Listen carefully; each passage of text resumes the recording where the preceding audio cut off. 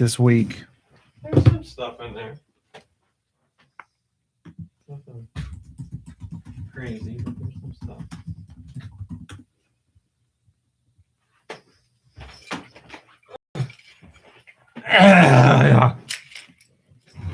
Yes. Get this out of here. Get this over here. What are my levels? How? You're great, beautiful. 5? We're live. Oh.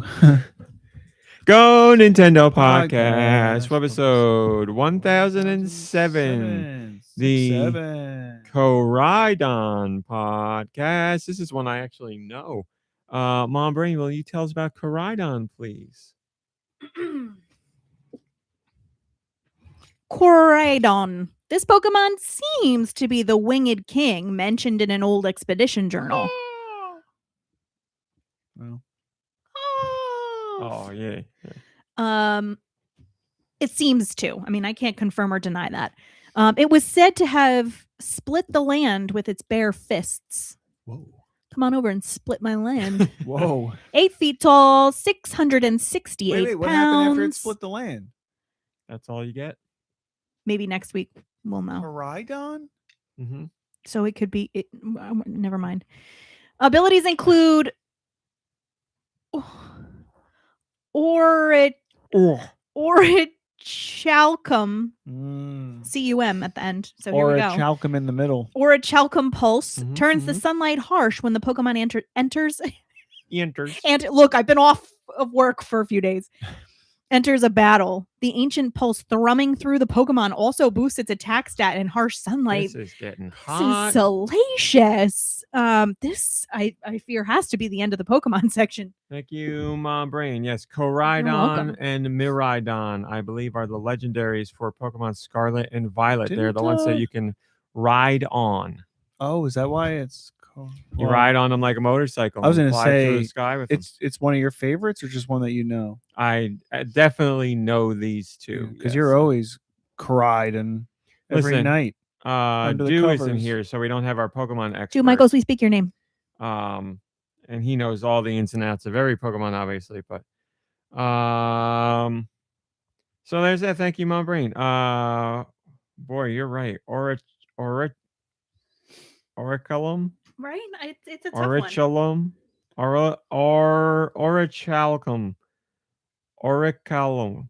Man, Orichalcum. I hardly near killed Orichalcum. Damn near hardly know it. Mom Brain is here. How are you, Mom Brain? I am here and I am good. Good to see you. Nikki Hill is here. How are you doing? I'm here.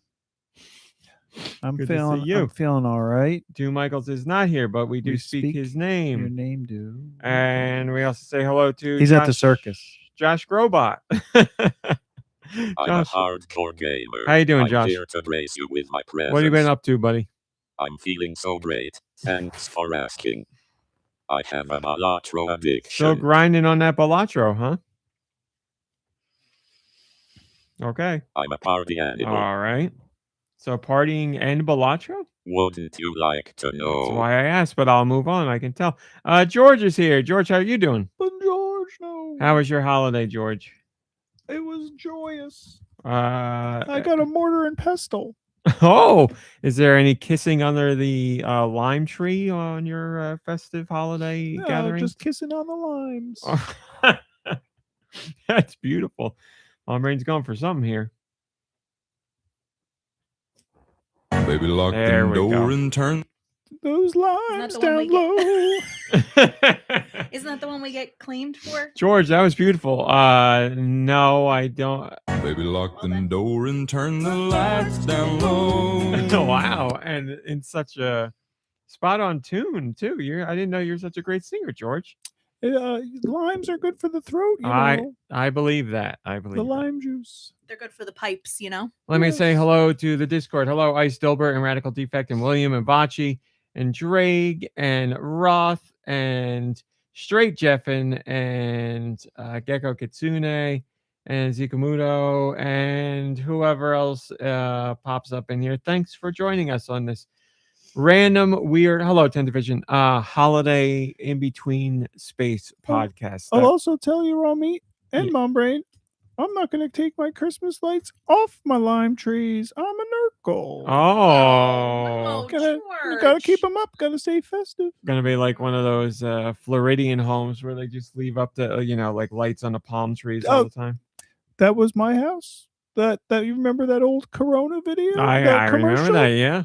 Yeah, they came to me. They said, "Hey George, can we shoot a commercial here because we were going to do this anyway? But you have it all done. It looks so beautiful." I didn't know that. And you like limes, and that's like our thing.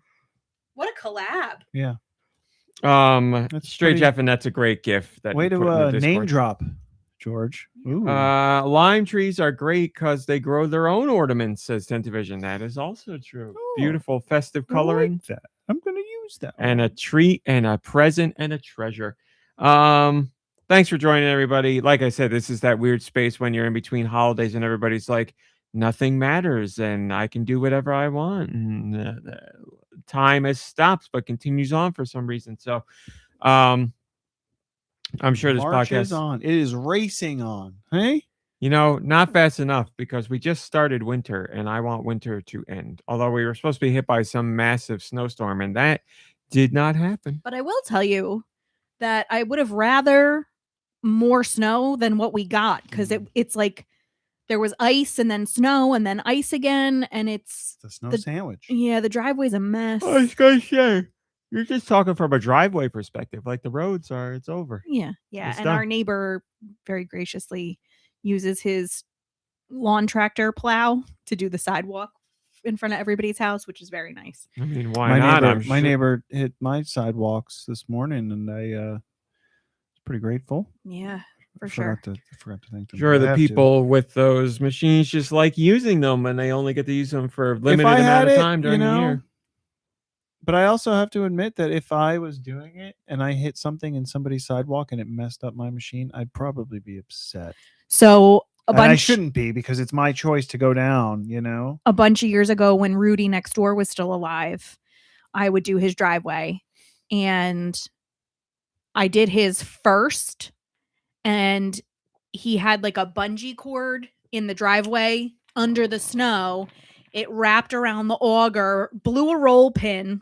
This is like Final Destination stuff. Right. And then I had to so I started with his driveway. So it was like, dang it. So I had to do his driveway by hand and then my driveway. It was a mess. It was a mess. Terrible. Is that it? Yeah. Oh, okay. There was something I was going to say and it's gone. I'm completely out of sorts today. I had a rough day yesterday. It's thrown me for a loop. I apologize. So it's no, I don't. It's I'm going to be all out of whack, but I'll do what I can. I'll try my best.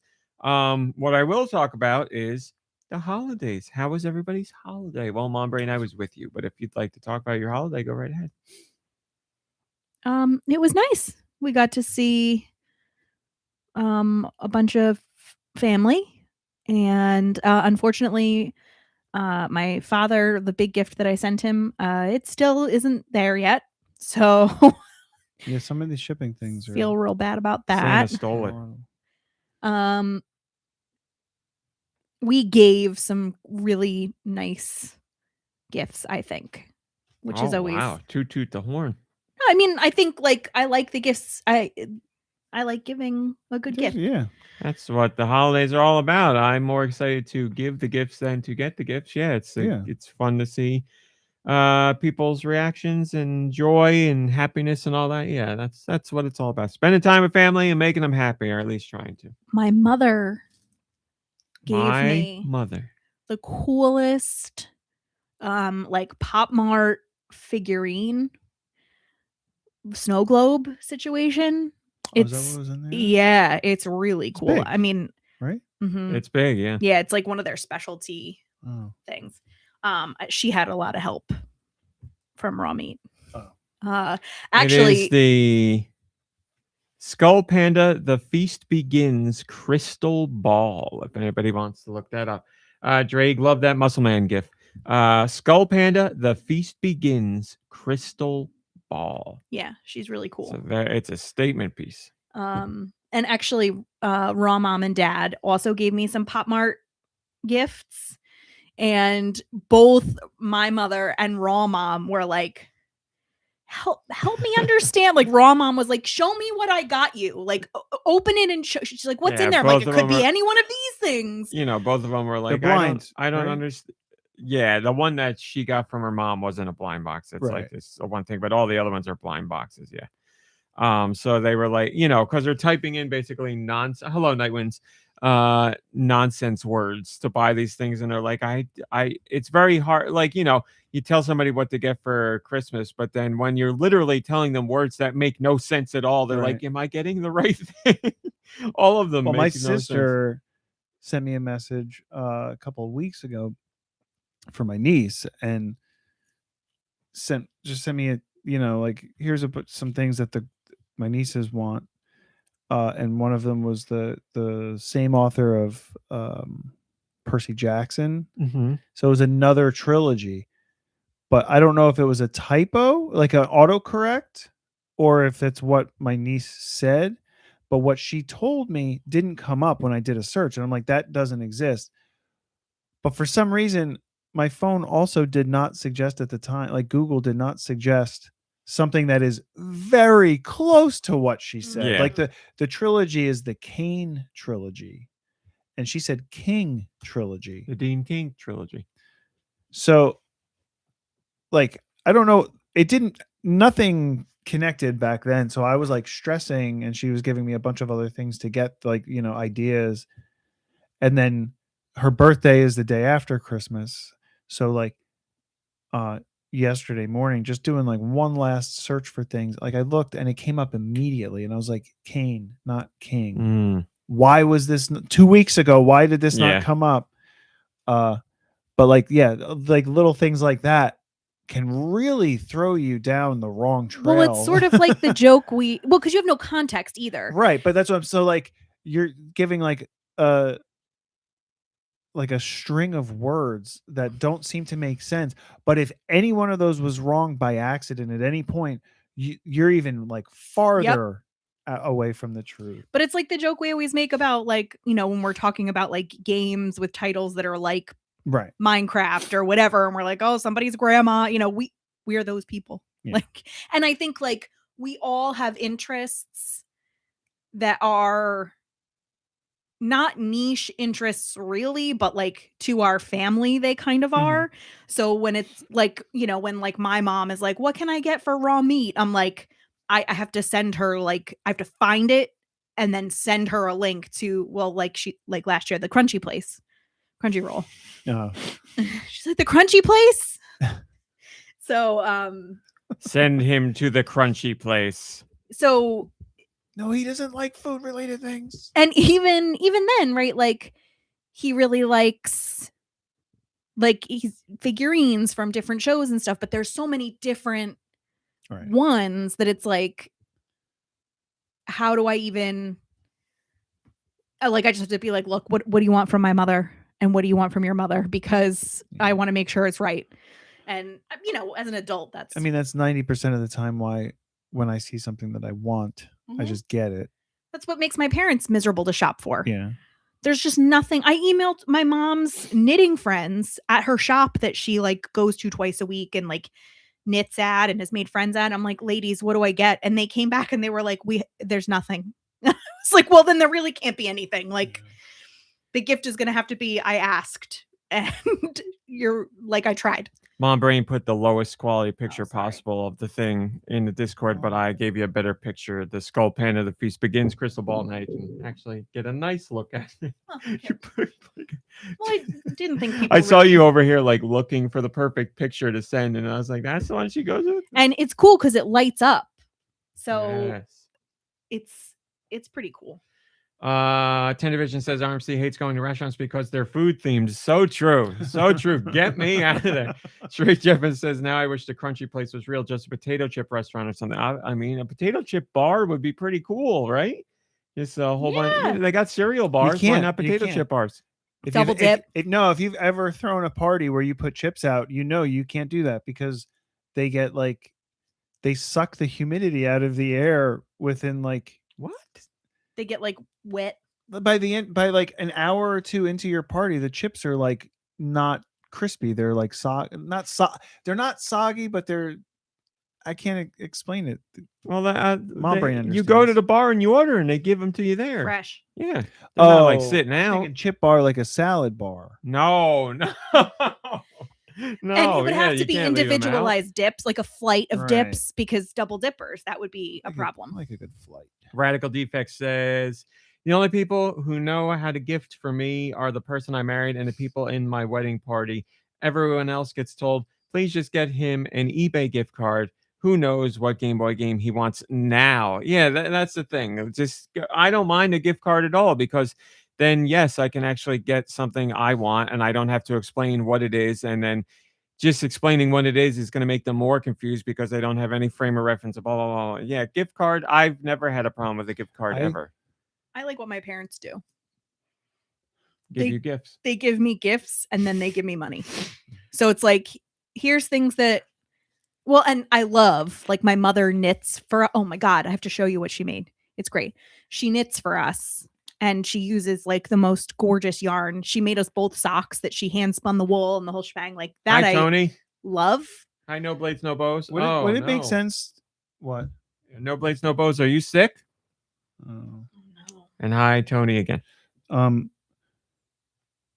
guys got to ask both of your mothers. Should I start saving your mother my dog's fur from like the lint trap? No, because it's not.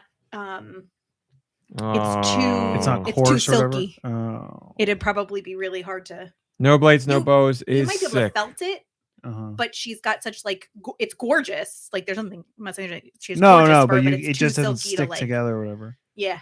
No Blades, No Bows is sick in bed today, but they plan to catch the whole episode. And 10 Division says, my family had the flu running through them, and soon it will come for me. I can feel it. Well, I hope that's not the case, my friend, but hang in there. So many people that I talked to for the holidays was like, how was your holiday? Well, they didn't really have one because somebody was sick. And yes, we got lucky because my sister was sick, probably with like a sinus infection or something, but like a week and a half ago. So she's in the clear now. Sounds bad, but not contagious. So we got lucky. We got lucky. Nikki Hill, anything to add about family and holidays? Or no. I mean, I had a nice holiday, nice couple of days.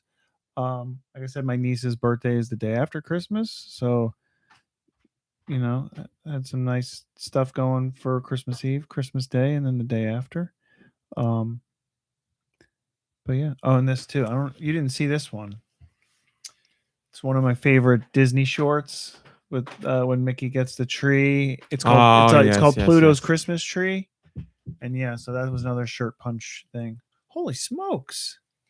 The pattern is called Herding Cats. Herding. Mom Brain is showing Nikki Hill the hat that Mom Brain's mother made for me and you. You got a hat. I got socks and yes, and an ear warmer that just has Piper. And the black one is supposed to be Comanche. Very soft is true. Yes. Yeah. All right. Let's continue on. Did that. I put up a Patreon post on December 11th for $1, and I said I would go back and read it before the end of the year, and the next episode will be in 2026. So, there you go. I asked you people on Patreon to tell me your favorite game moment of 2025, not your favorite game or anything like that, just your favorite moment that you had in the game. And I said I wouldn't read these until I got to the podcast live. So here we are. What is this question? Favorite moment in a game? Yes. Okay. Just making sure. Where were you? I was reading Radical Defect's post or comment in the Discord about the gift that they received. So yes, like I said, I haven't read any of these. I'm reading them first now. Favorite game moment of 2025. Jamie Cook says Mario Kart World's Rainbow Road on my massive curved gaming screen almost had me misty-eyed. Yeah, that Rainbow Road in Mario Kart World is all kinds of crazy in the great way. It made me teary-eyed without a doubt.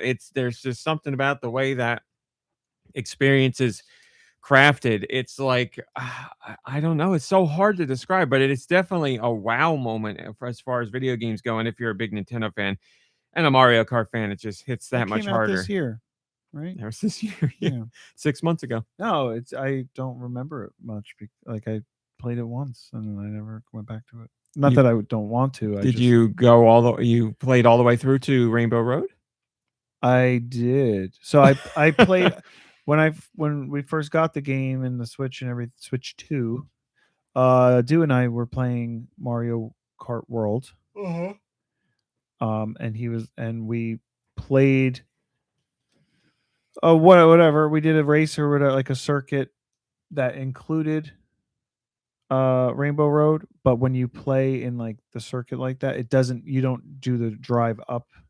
Or we only played so we did something where we like just selected a level or something, and you don't do the build up into it. And he was like, "Oh, I thought it was going to be this, and it wasn't." Yeah.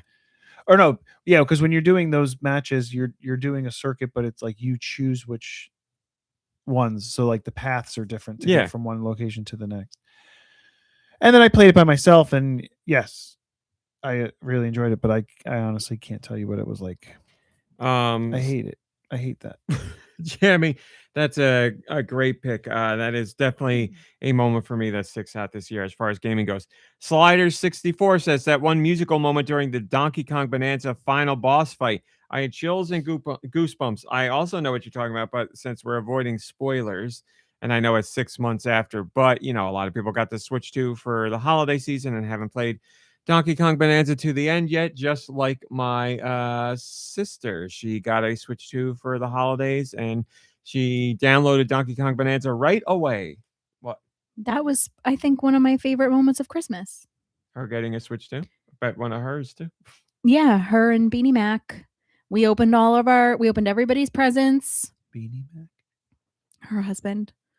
We call him Beanie Mac. His birth name. Didn't know that. Okay. It's his government name. Yeah, long story short, on vacation, like the first day we got there, so I was like a little bit punchier than usual. And we had ordered out from the same place, and everybody's sitting at the big huge table, and him and I are like at a corner next to each other, and he is like kind of quietly talking to himself a little bit, and he mixes baked beans into mac and cheese and stirs it around, and it just was so vile to me that I was like, that's disgusting, like really loud. And he was like, that's so mean and embarrassing. And then I couldn't stop laughing. And then he started laughing. So henceforth, he became known as Beanie Mac. Anyway, we opened all of the presents. Everybody was done. And all of a sudden, Raw Meat comes in and he's like, oh no, there was a gift left behind. I mean, Mom Brain knew this, obviously, but you serious, Clark? You guys bought it? Yeah. And we got to give it to them. Or Mom Brain left it behind on purpose because she didn't want the kids on their devices while everyone was together. What kids? Your sister. Us kids? No, we're the kids. Your sister and Beanie Mac. No. Yeah, they had a few times now they were going to get a Switch 2, but things got in the way and screwed up for them. And it just happened again a couple weeks ago. And I was like, are they hard to get? No, we got the last one at Walmart. I know, or we got the last. We didn't get them the bundle. We just got the standalone. We got the last one of those, and I looked, and they had one more bundled version left. So, I mean, and then all of Beanie Mac and Nintendo and Raw Meat and myself got Raw Mama Switch 2 for Christmas. She's been saying how bad she wanted one. It was a combination Christmas birthday gift. She was saying how bad she wanted one. She's like, I'll trade in my Switch and I got to do it, blah, blah, all this stuff. So we got one. And when Mom Brain went to go find one that day, the first place she went to was sold out. And then we saw there was because they had a good deal. It was Beverly Jeans and they'd had a really good deal. So they were gone. They were there one day and gone the next. But anyway, yes, Donkey Kong Bonanza. I completely agree with that musical moment. It's fantastic. Grantimus says, the whole ending sequence of Donkey Kong Bonanza was just great. From the reveal through the core and beyond, the whole segment just had me enthralled. Yeah, a lot of people didn't see that coming, myself included. It's one of those things where you think the game's going to end and it doesn't end, and then all that great stuff happens. And yep, I completely agree. That is a wonderful moment, especially if you're a longtime Donkey Kong fan or a Nintendo David says, I pushed through the fire dungeon in Tears of the Kingdom and and that game became fun again. I had stopped playing for over a year because of frustration and boredom with the dungeon. Plus, I had burnt myself out, pun intended, with many hours of exploration already. That's great when you go back to a game and pick up where you left off, or you just get back into it and you're like, oh my God, why did I ever stop playing this? This is fantastic. I've certainly had those moments in games before. So that's very cool to hear. And I'm glad you found your way back to it. Ice Dilbert says, a few for me. Hitting Rainbow Road in Mario Kart World for the first time was a special moment I won't soon forget. There were some levels and scenes in Alan Wake 2 that were amazing as well. I wish Dew was here to hear that. Well, Dew will certainly be listening afterwards. But Dew, obviously very fond of Alan Wake 2, and I'm sure he would love to hear that someone else aligns with him on that. It's not like that's an odd opinion to have. Plenty of people feel that way about the game. Just I have not experienced those moments yet, so I don't know. But a game that wowed many people when it originally came out, won Game of the Year from multiple outlets. So I can understand it having moments that really wowed you. Martin says, wow. For me, medium well. Medium well or medium well? Medium well. For me, it was that moment between the Switch 2's announcement trailer to the system's release. Granted, some people would disagree with with stock issues, but there was just something that had a good feel about the lead up to its release. Everyone was in the same boat and anticipating this often speculated system. The next thing you know, it's here and being a part of our lives. We're only in the first year, so there's going to be more surprises around the corner. I hope the Switch 2 will continue on Nintendo's legacy by continuing to be everyone's favorite doomed video game company for many more years. Yeah, you're right. I wrote about that in a separate post, just how, it's not like new console releases come around all that often, and we got to experience one of those this year. And yeah, that moment, that time frame of like the official reveal, this is a thing too. It's coming out, and you got to wait 6 months for it to come out, and you're like, oh my God, these months are going to kill me. But they're also very exciting, and you get to learn more about the system. So yeah, I know what you mean. We don't get to experience that all too often. So when we do, we got to look back and savor that kind of thing. The Plant Rocker says, I honestly think my favorite gaming moment was getting the pre-order for Switch 2 while sitting outside of a GameStop to make sure I could get it, and then waiting in line on launch day to get it, and then playing Mario Kart with college friends who never play any games online because they aren't like that. My next will probably be once I get Metroid Prime 4 Beyond, because that was the whole reason I traded in my PS2 for a GameCube back in the day. I will say that I'm pretty happy with the content this year for Switch 2. Yes, people compare it to Switch 1 all the time in a way that's not fair, because the projects that would have been hitting Wii U midway through went to the Switch 1. But even still, look at that lineup. There's a great Donkey Kong game that's on the level of Odyssey. There's 2 kart racing games. There's a Hyrule Warriors. So Zelda has a presence this year. There's Metroid. I don't know any year from Nintendo where I don't feel like I need to turn on a different console is a good year for them. And it's been like that this year for me, for sure. I also think they're killing it with the retro stuff. You pay a lot more for PS Plus Premium to get retro content, and sometimes it's not even true retro. It's like a remake. What you get for that $60 a year just seems like an insane value, especially with all the voice chat features now. Oh, and my other favorite gaming moment that was during the summer, just taking the Switch 2 to the theater and playing games in the lobby or in the theater while waiting for a movie to start or between movies. I spent my whole day there exploring Mario Kart World while watching all the summer movies. Was such a blast. Man, that's pretty crazy, bringing it to the theater. I don't think I would have ever considered doing that, but I'm someone who loves to like watch all the commercials and the trailers and the stupid movie trivia and all. I just like sitting in the theater. I'm not like, come on, that's enough trailers, let's go. I just really like sitting there. I love a good trailer. I'm always disappointed. For a while there, we were seeing a lot of movies like pretty regularly, and it was like the same trailers, and I was like, man, show me something new, and none of them were like all that great, so it was annoying. We were going too often, I guess. Yeah, I guess. Yeah, you're right about the moment of, or the memory of standing in line to pre-order a Switch 2 and then standing in line to get the Switch 2. Those are special memories as well. That's a cool way to look at a gaming moment for the year too, because we had fun as well. I mean, it was a little stressful for some of it, but other parts were a lot of fun. We got to hang out with Quens, or we got to meet Quens at least. It was great. We like that night, I like dropped you off at Best Buy, and then I went on a mission, and like it was. We And got it it was a done. school night. I know, how salacious. It felt like a real adventure. Eggman says it is definitely Donkey Kong Bonanza related, but I won't go into specifics. At a high level, the reverence it pays to all the past DK games is special.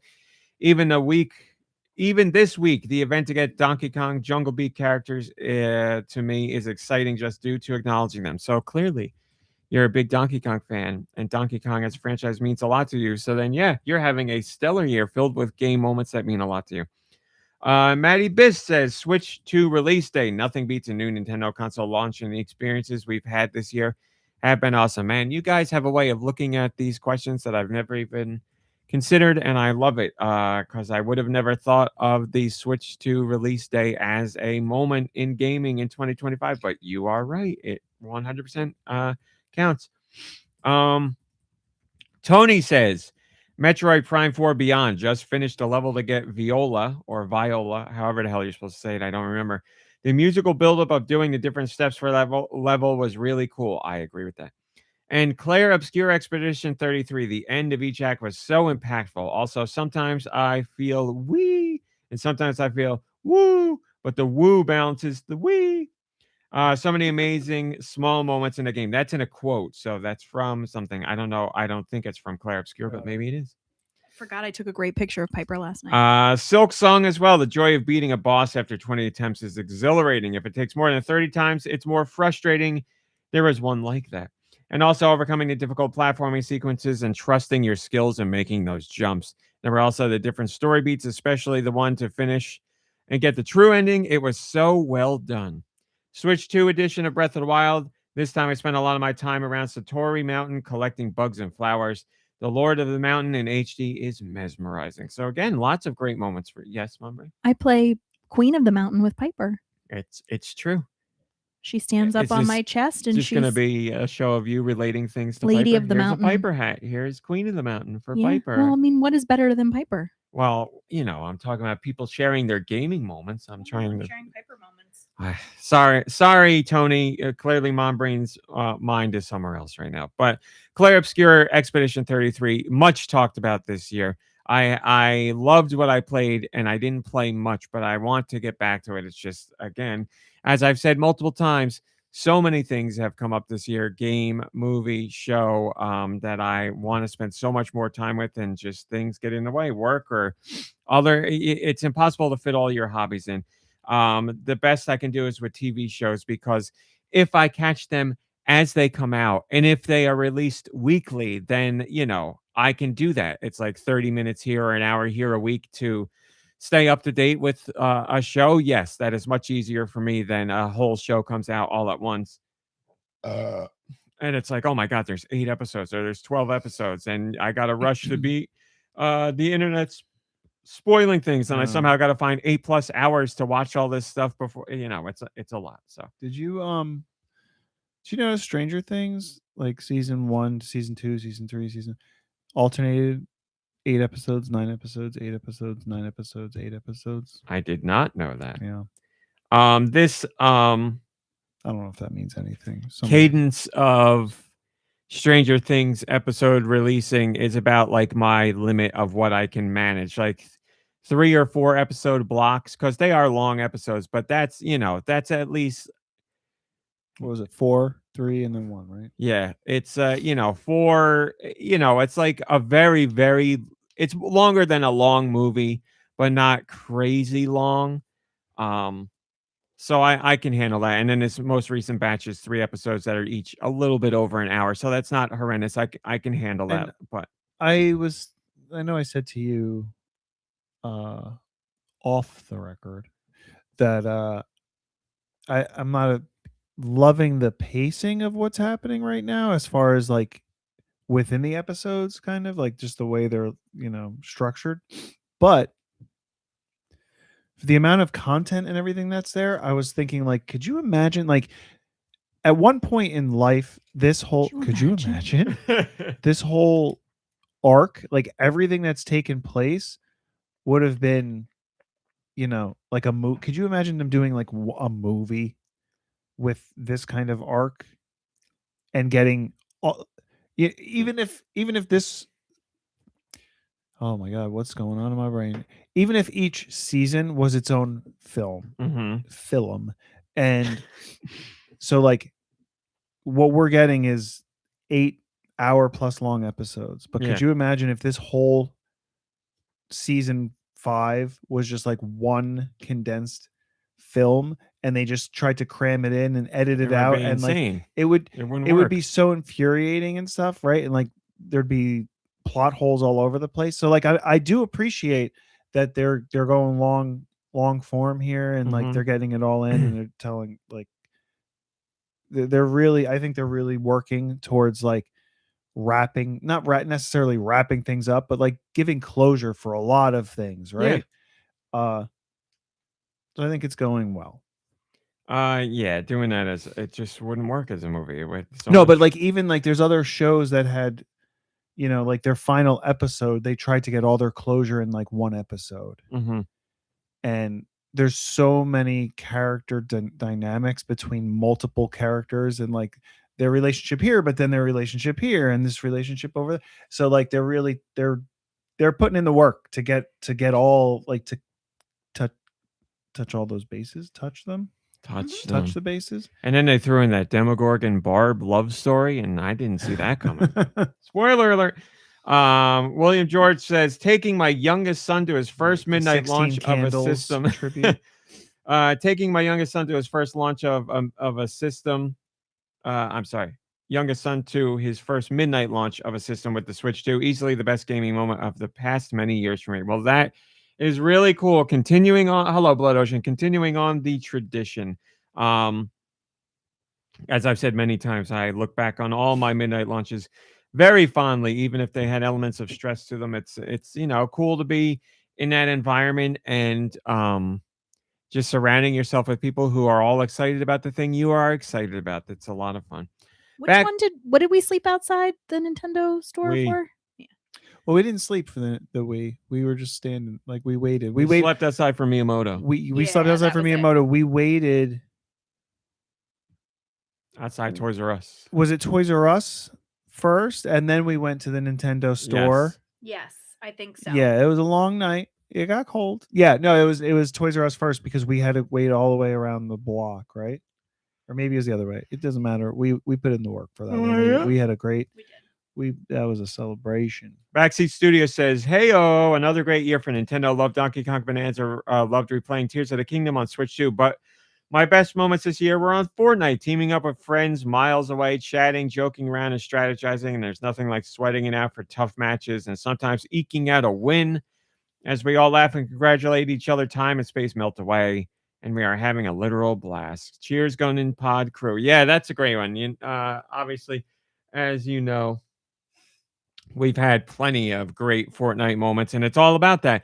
Yes, the game and playing the game and winning is great and all that, but it's, the conversations you're having with friends and just virtually hanging out and all being there in the same virtual space. Yeah, that's the exciting, fun part of it. And that's why we keep going back day after day after day for years now, because we have that much fun with those moments. So I completely hear you on that one. Kernal is the latest one, and he says this. Well, look who remembers that they have the Patreon. My favorite gaming moments this year all came from Mario Kart World. In fact, I actually texted RMC when the first one hit me. I was driving across the vast open world, listening to the incredible music, and then the nighttime hit. The moon was bright, the sky was clear, and I just sat on a cliff, fun, show you how it's done, looking out. I've played a million open world games, but there was something about that moment. It will stick with me. And then Rainbow Road happened. I knew it was coming, but I didn't expect just how it would happen. That drive, knowing your destination, but not how you'd get there, and then you'd travel the Bifrost. It was gorgeous. Just the path to get there was beautiful, but I didn't expect just how much a love letter to all the Rainbow Roads that came before it would be. It was frenetic. It was colorful. It kept morphing and changing. It filled my stress and jaded heart with joy in a way that only Nintendo can. So the big winners are Donkey Kong and Mario Kart. They gave people some of their favorite moments in gaming this year, and I totally get it. The Mario Kart one, like I said, Rainbow Road brought me to tears, but the Donkey Kong one, without again, spoilers, that was just, such a awesome thing to see, such a moment that I didn't know if it would ever come to be again. Just a lot of childhood excitement and memories and joy came rushing back. That's definitely one of my top ones. I need more time I want to write down a list of my favorite moments, but Donkey Kong would definitely be one of them. So thank you to you lovely Patreon people for leaving those comments in there. And now, Mom Brain, let us get to the Patreon stuff in general. Did you know that you could join the Patreon? For $1. For $1. It's true. Here's what I talked about this week. Talked about Alabaster Dawn, which is a new RPG that is supposedly coming out on the Switch at some point. There are no release dates yet. It's coming out on everything. There is a demo available on Steam right now if you're interested. It is an action RPG that is clearly inspired by the 16-bit RPGs of the Super Nintendo, like Secret of Mana and Chrono Trigger and Final Fantasy whatevers, and all of those thrown together with some absolutely gorgeous pixel art and sprite animations. And it has, there's something about the soundtrack. I saw comments on Patreon mentioning this as well. There's something about the soundtrack that is just next level about it. Every song that you hear in the trailers is just so good. This game looks like, if you love that 16-bit era of RPGs or that style of action RPG, you really should take a look into Alabaster Dawn because it looks like it's going to be phenomenal. My plan was to play the demo this week so I could talk about it, but I didn't get a chance to. So maybe next week I'll be able to talk about impressions of it. But check out a trailer. It looks all kinds of amazing. And again, we don't know when it's coming, but supposedly it's coming to Switch. I'm sure we'll end up on Switch too as well, and I'll keep you posted on that. I talked about how 2026 is going to be the year of the AI in gaming discussion. It's already happening now, and it's been happening for a little bit, but we're really going to get into the thick of it when it comes to AI and how developers are using AI and how much of games are made by AI and what AI stuff is being used to build games and all that, because some people don't want any AI at all in games, and some people are okay with certain aspects of it, and other people are like, I don't care at all. But it's going to become a big thing. Like there's a developer, let me look it up. I think it's Divinity is the game. Let's see. Yes. Larian, yeah. Larian is the developer. They did Baldur's Gate 3. Evil Larian? They're doing the new Divinity, and they said they're using AI to make Divinity, and there's been a whole big backlash, and lots of people are angry about it. What are they now using it for? I don't know specifically, but it's that's If they're going to make it, if they're going to say it, they're going to be vague, right? Probably. That's part of the problem. But now the developers have, because there's been such a big backlash and so much confusion, and developers have said, like, I think this week or very soon they're going to have like an open Q&A about their AI use and how they're using But it. it's gonna, but it'll be done by AI. Yeah, it's going to be chat bots like answering your questions. Mm-hmm. So clearly, there's enough of a backlash for them to be worried, or enough of muddying of the waters where they're like, we got to get out there and clarify what kind of AI we're using. We got to get ahead of this thing, how it's used and all that. So this conversation is only going to become much bigger in 2026. There's been comments from Level 5 CEO about AI being used in their game development, and they've been a bit more forthcoming about how they're using like AI and generative AI to like come up or to show like they'll put in prompts to get a visual idea of something, and that will inspire their artists to then create the unique piece of art that's used in the game. And I don't know. And other developers are like, listen, pretty much everybody's using AI in games right now. They're just not telling you. Like this is it's a thing. Like it's already happening. It's not like developers are considering it. It's like it's being used and you just don't know. So 2026 is certainly going to be the year where all that gets more out in the open and developers talk about that more. And the developers that aren't using it are going to be very clear that we are not using it. We don't want to use it and we will never use it. And others are like, listen, we're using it for this, that, and the other thing, but it's not generative AI. And we still have our artists and developers. Who knows? but there's going to be more talk than ever in 2026, and I think You know what rightfully they so. should have? A degenerative AI. So they make the game. Are you ready? You That's what I was buy thinking. it, and while you're playing it, Gets worse. It's getting worse. So then it's the forced obsolescence, right? So then I mean, we have that now where games get worse when they come out. It's called online play because the people that play it online are terrible and they make the experience worse. So yeah, we'll see what happens. Who the hell knows? But it's definitely not a topic that's going to go away, and it's only going to be talked about more. So if we can get some more transparency from game developers in 2026, that'd at least be nice, because then you as the player can make your decision that way. I also talked about how I am glad you if you listen to the podcast or you read the Patreon, you know my personal rule of when it comes to a TV show, I will give the TV show one whole season before I decide if I'm going to stick with it or bow out, because I feel like this, by the way, this is the last season of Stranger Things for me. I'm done after this. Not watching the animated show. Is there an animated show? They're going to do an animated show. Yeah. They're going to milk it, right? I mean, whatever. I don't like the term milking until we know, like, we see what comes out, right, and what the quality is, like, and then still, even then, what somebody might says is poor quality and milk might be good to somebody else. Popular franchise. They're going to do whatever they can to continue. Well, I think and there's they're going to plenty make of the room. changes that they need to make, because it's like another live action. No, I think there's plenty of room for them to expand, to explore that universe. It's like there's, Star Wars. There's plenty a bunch of manga, comic books. They're not manga, right? They're just comic books. Yeah, I had some of them, and they were good. The ones I have are good. But anyway, that's my approach with seasons of shows. I watch one, and then I decide if I'm going to stay with it or not. It's funny. Dude, just the other day was like, I wish you wouldn't do that, because he's like, there's never anything where you watch, if it's something I wasn't originally going to watch and somebody recommends it, or, I see opinions online, and I'm like, oh, I'll give it a shot. He's like, there's nothing you ever watch where you finish the first season and you're not liking it, and you're like, you know what? I do like it, and now I'm going to continue. I was like, actually, that's not true. I'm trying to say it one more time. Dumb it down for me, Doc. Stu was saying that he doesn't like that I watch shows for a full season when I am not liking them, because he's like, you never end a season and you're like, now I like that. Right. Okay. But I was thinking about that, and I was like, actually, that's not true. And I had a recent example, which he doesn't know yet. I just wrote about it on Patreon. Sakamoto Days. He's on your Patreon. Not anymore, no. Sakamoto Days is an anime, or it's a manga that I heard so much good stuff about the manga. So when the anime was coming out, I was like, yeah, I'll check out the anime.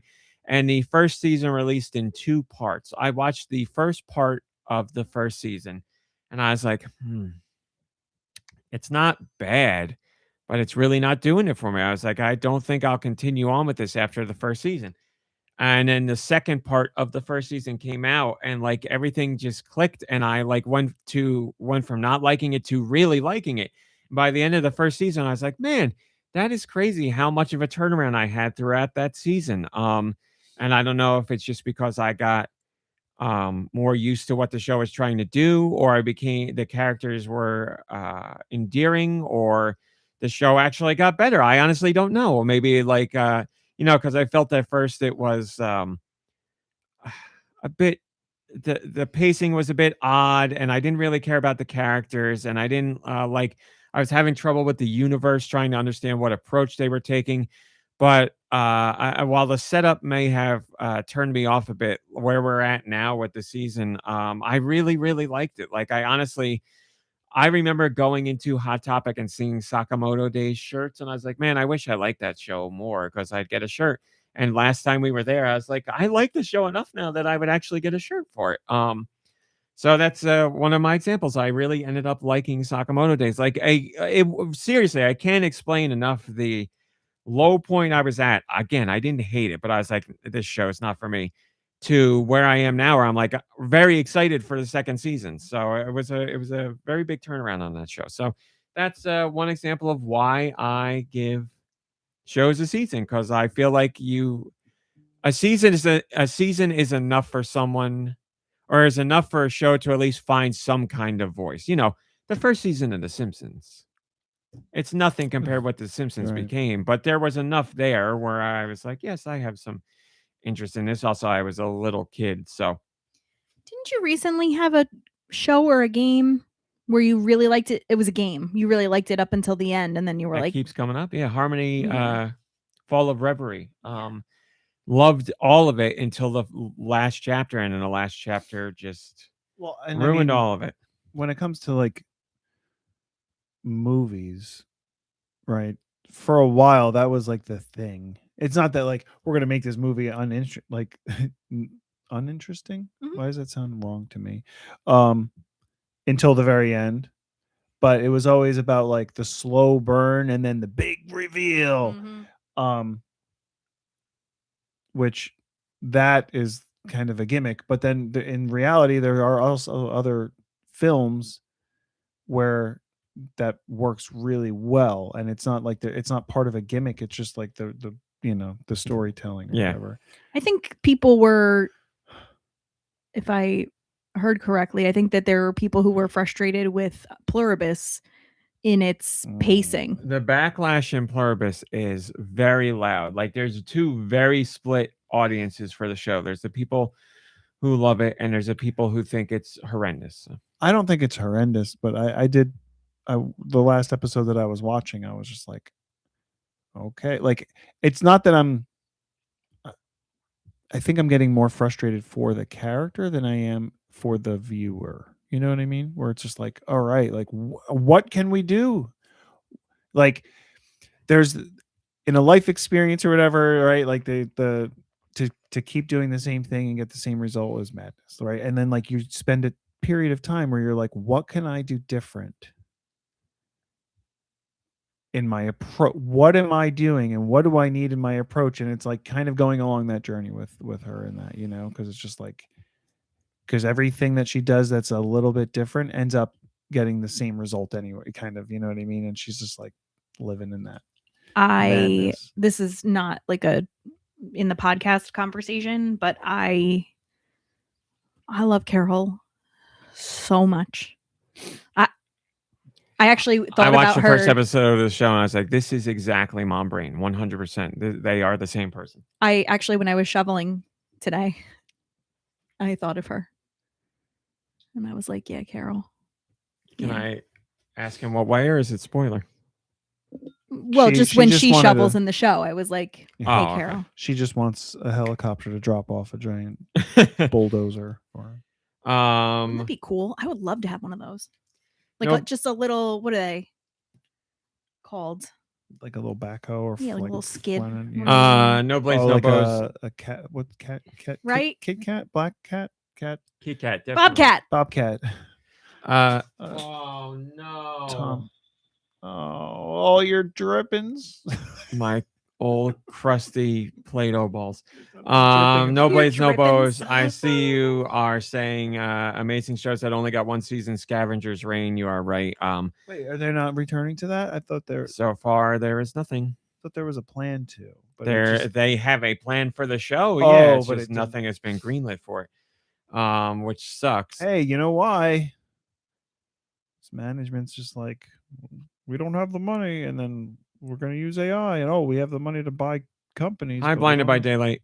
Oh, yeah. I want to be clear. You're not talking about anyone related to the show. You're talking about no. They want to get it made, but the distributors or production companies are jacking them around. Is that a term? Nah. So count them out. How many did you got down there? Because now we got dead air. Because this guy's more interested in his. No, I don't want the cat to eat them. I mean, I guess it's Play-Doh. Will he get them all? No, there's something too far away. Without looking, Mom Brain, how many were in the cup to begin with and are now all over the floor? Oh, well, I'm going to say there's probably 5 on the floor, and I'm going to say 13 that have been recovered. Raw meat, how many were there actually? Because I don't know the answer. I don't know that he knows the answer either. I got them all now. Oh, mazel tov. How many did you pick up?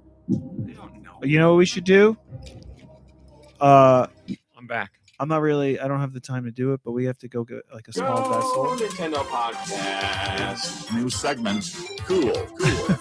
Well, it's not necessarily a new segment as much as it is like a centerpiece for the podcast table that like starting 2026, it's the 2026 Play-Doh nibs. It's already done. I have a jar of Play-Doh nibs. Oh, you do? Yeah. For Yeah, when I'm 2025 or walking just on over? the when I'm walking on the 2025. treadmill, the beam above the treadmill, when I am always playing with All your Play-Doh, and then I buggers? smush them on the wall, and then I have like a whole. I just took down a whole Oh. row of like. There's tons. Somehow you ended up with, I mean, they probably just were around the house, but I used to have all those glow in the dark stars on my ceiling in my bedroom. My poor father, when they like, somehow you put that up there. did I?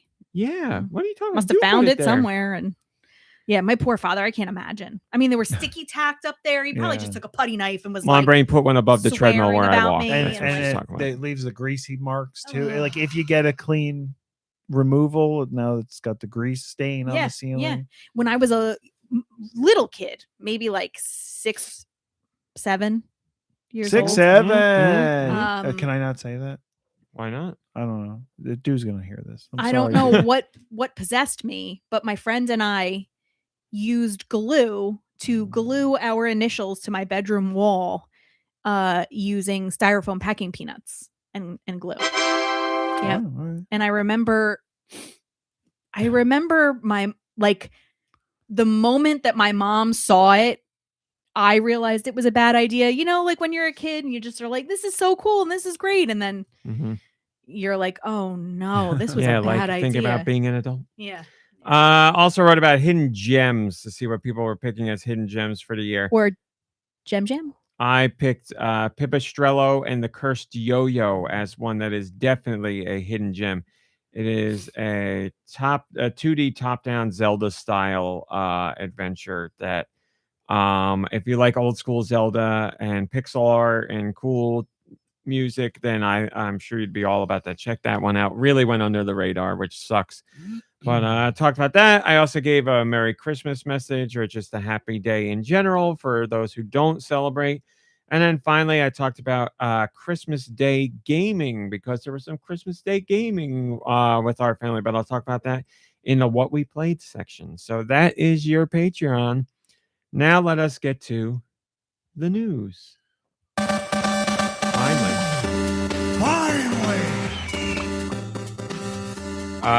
Bloober Team talked more about the mysterious Project M, which is something they've been talking about for a very long time now. And it was in July 2024 where they first announced it. And it was called, they said the project was extremely important to them. And they made a point to say it was coming to Nintendo platforms. So we don't actually know anything about this game, really. It's a Mario game. And so Bloober Team is the team that did the Layers of Fear series. They did the Silent Hill 2 remake. They did Chronos: The New Dawn, which is on Switch 2. So it's going to be a horror-related game called Project M. And for a long time, people are trying to decide if it's actually related to a Nintendo franchise, or is this something they're doing alongside Nintendo? Like, is Nintendo working on this? It's a new a reboot of Mario is Missing, and it's a horror title. Maybe. Why not? Bloober Team did an interview with Nintendo Insider. He's very upset with me right now, Mom Brain. He's just trying to get through the segment. No, I promise I'm not upset with you. They say this. You have no idea how hard it is for me to not reveal what Project M truly is, but for now, it's still too early to talk about it. We're confident that we'll be able to share first details very soon. What I can say is this. Fans of Resident Evil, Silent Hill, Limbo, and Eternal Darkness will immediately feel at home. That said, Project M introduces a bold twist, one that no horror game has ever explored before. This is a vision that could only exist on Nintendo hardware. So that certainly makes it sound like it's Nintendo exclusive to me. That's weird, isn't it? Tell me why you think it's weird. What does a Nintendo hardware have that none of the other systems have? Nintendo franchises. That's why I think that way. So what, Metroid? Well, when you hear Mario. Project M, you would think, yes, Metroid, Yeah. Mario. But, introduces a bold twist, one It's that just no like- horror game has ever explored before. They named 1, 2, 3, 4 games, and there's only one M in all of those titles. A vision that could only exist on Nintendo hardware. So it might be something specific to the Switch. Because if it's coming out on Switch and Switch 2, that then you're doing things that you can't do on other systems. There are some elements to ways you can play on, it'd be like maybe you have to play part of it on TV and then part of it you have to play handheld to see other things. Like I don't know, but you can't do that on PlayStation or Xbox, so I don't know. But or it's I mean, the other systems have like they don't necessarily have portable elements, I guess. The other systems? Well, Steam does. Like, but so like if it's something where you have to play handheld and like it's not virtual reality, but you know what I mean. Yeah, so like if it was, let's say Steam Deck could be docked, so you could play that on TV and handheld, but there could be touchscreen elements or motion control elements, or I don't know. They're saying they're getting into vertical gaming, and it's the only system that you can flip up. Tate mode. Tate. They say it could only exist on Nintendo. They say could only exist on Nintendo hardware. So obviously, many Nintendo platforms are different, but I would imagine they're specifically talking about Switch and Switch 2 here, or maybe just Switch 2. I don't know. Also, the games that are mentioned, you've got 3 survival horror games and 1. Oh, it's going to be horror. One platforming kind of liminal. Well, they're all horror. Limbo is still horror. It is, but it's a very different game. Yeah. Than Resident Evil, Silent Hill, or Eternal Darkness. Incredibly different game. Yeah. Different vibe altogether. I agree. So I feel like that's like a big, not hint. Like I'm not trying to decode anything, but like that right there is saying, it's like speaking volumes, but also saying, not enough for tonally. All of them fit. Gameplay mechanics wise, Limbo is the odd man out there. Yeah. But so I don't know. They seem really hyped for this, and I would really like to know what it is. But or maybe so what they're saying is that like it's only possible on a Nintendo system because a Nintendo audience is the most open-minded and like welcoming. I don't think that would mean it's the only place it's possible. Like a survival horror game. That side. This is a vision that could only exist on Nintendo hardware. I don't know. It's too nebulous for me. Because you got a couple of other companies are going to say that the Nintendo hardware is inferior. Yeah, but that's just talking about stupid people talking about technical specs, and that's not all that encompasses a piece of hardware. Because you're talking about input methods and stuff like that too. So I don't know, but I'm very excited and eager to learn more. Ice Dilbert says it's coming on the Virtual Boy. There you go. Is it only possible on the Switch 2 or the Switch 1 is also possible? Again, you know what I'm saying? That I want to make it clear. They didn't say what you're saying. They said this is a vision that could only exist on Nintendo hardware. Yeah, so not a possible impossible thing, just a vision that could only exist. Maybe it's a game, it's for the Game Boy Color. Explain. That's Nintendo hardware, and it could only they're only making it for that. I don't know. Because they're intent on releasing it on a cartridge, a Game Boy cartridge. If they were intent on releasing it only on a game card, then there you go. Yeah, you can't do it on any other system. Crimson Lore says this is a vision that could only exist on Nintendo hardware until it's ported to PC and other consoles, right? With a winky face. Well, I let's hope not.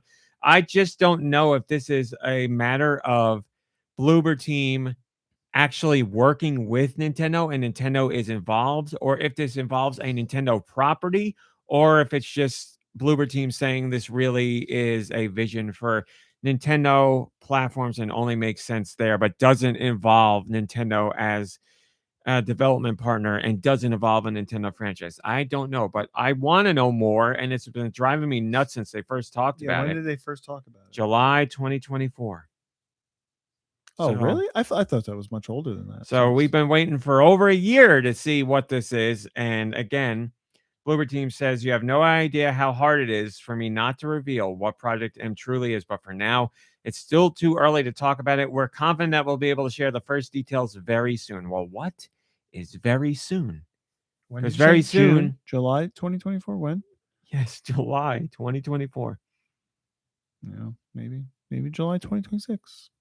That's July. See, if you told me now that they're saying July Very soon, and 2026 then- is very soon, I'll be like, that's not very soon. Well, it's sooner than July 2029. Much yeah, sooner. but it's still not very soon. But that's when it's going to come out. It's sooner. If you're going to say very soon, I'll give you January, February, and I don't even like March, but I'll give you March.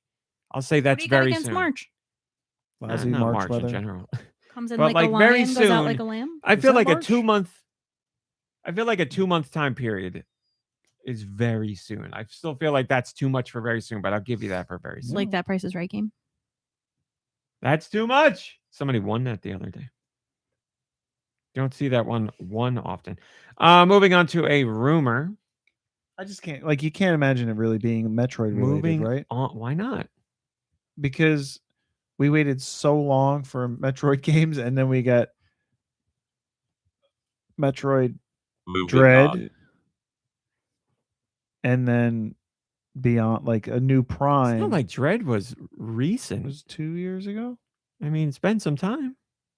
Yeah, but like they've set the precedence. You're waiting a long time for these games. Well, I mean, you're not counting I s- other spin-offs then either. You know, like the side scrolling. Because we had Federation Force on 3DS. When was that? Whenever the 3DS was around. I don't know. But yes, I mean, if we got another Metroid, That's what it is. It's a 3DS game. it would be Project M is a 3DS game. It's the only hardware that with 2 screens. You heard it here first. the 3DS is the only hardware with 2 screens. What am I wrong? What? What about the DS? Oh, well, they're like the same world to me. I never really counted them as different systems, really. Like, it was just 3DS was a newer system With 3D.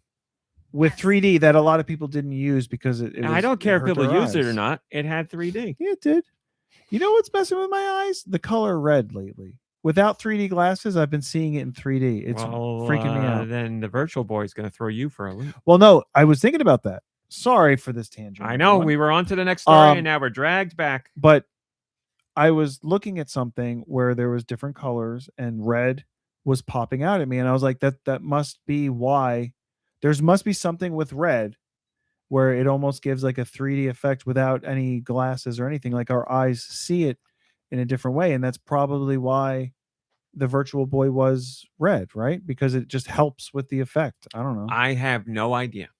Like, I would when I'm at a- imagine it helps with the effects. I've but been I have looking no idea. like if I'm in a church, I'm looking at the stained glass, and I am like transported to another world sometimes looking at that, because the way stained glass like That's called a looks, religious experience. I must be. Take me to church.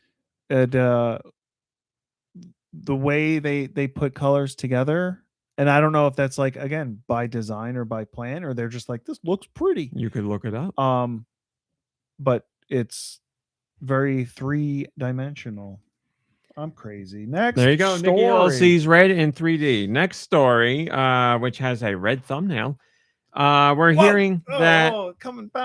Jumping off the page at me. So we know that Microsoft is going to have Activision bring Call of Duty to Nintendo platforms. They said as much. We just don't know when. Many thought it would have happened by now, but it hasn't. We don't know if it's coming to Switch and Switch 2. We don't know if it'll be just Switch 2. We don't know. But the rumor from someone in the know says we should be hearing something very soon.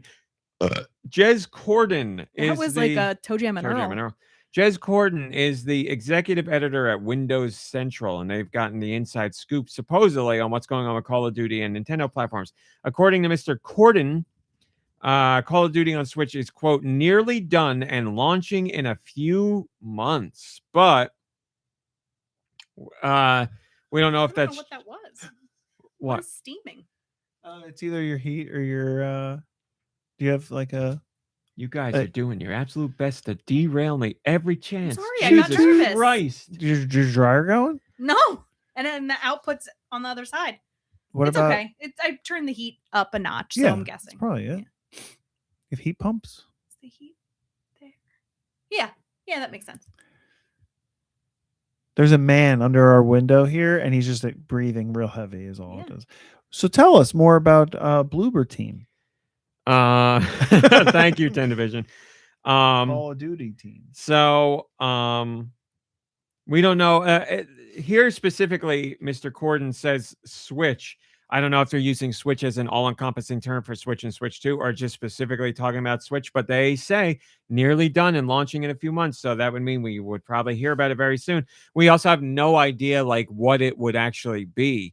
Like Card game. Is it the latest Call of Duty game? Is it a brand new, never before seen Call of Duty game? Is it like Warfare coming over to Switch? I got no clue, but we do know that recently Sledgehammer Games, which is a Call of Duty developer, had a job listing that said they were specifically looking for a team or a developer that would help that had Switch experience, and Sledgehammer works on Call of Duty. So I guess if this rumor is true, we'll be hearing details soon. Sticer says Josh is going to be happy about this one. Right, Josh? Well, Josh, how do you feel?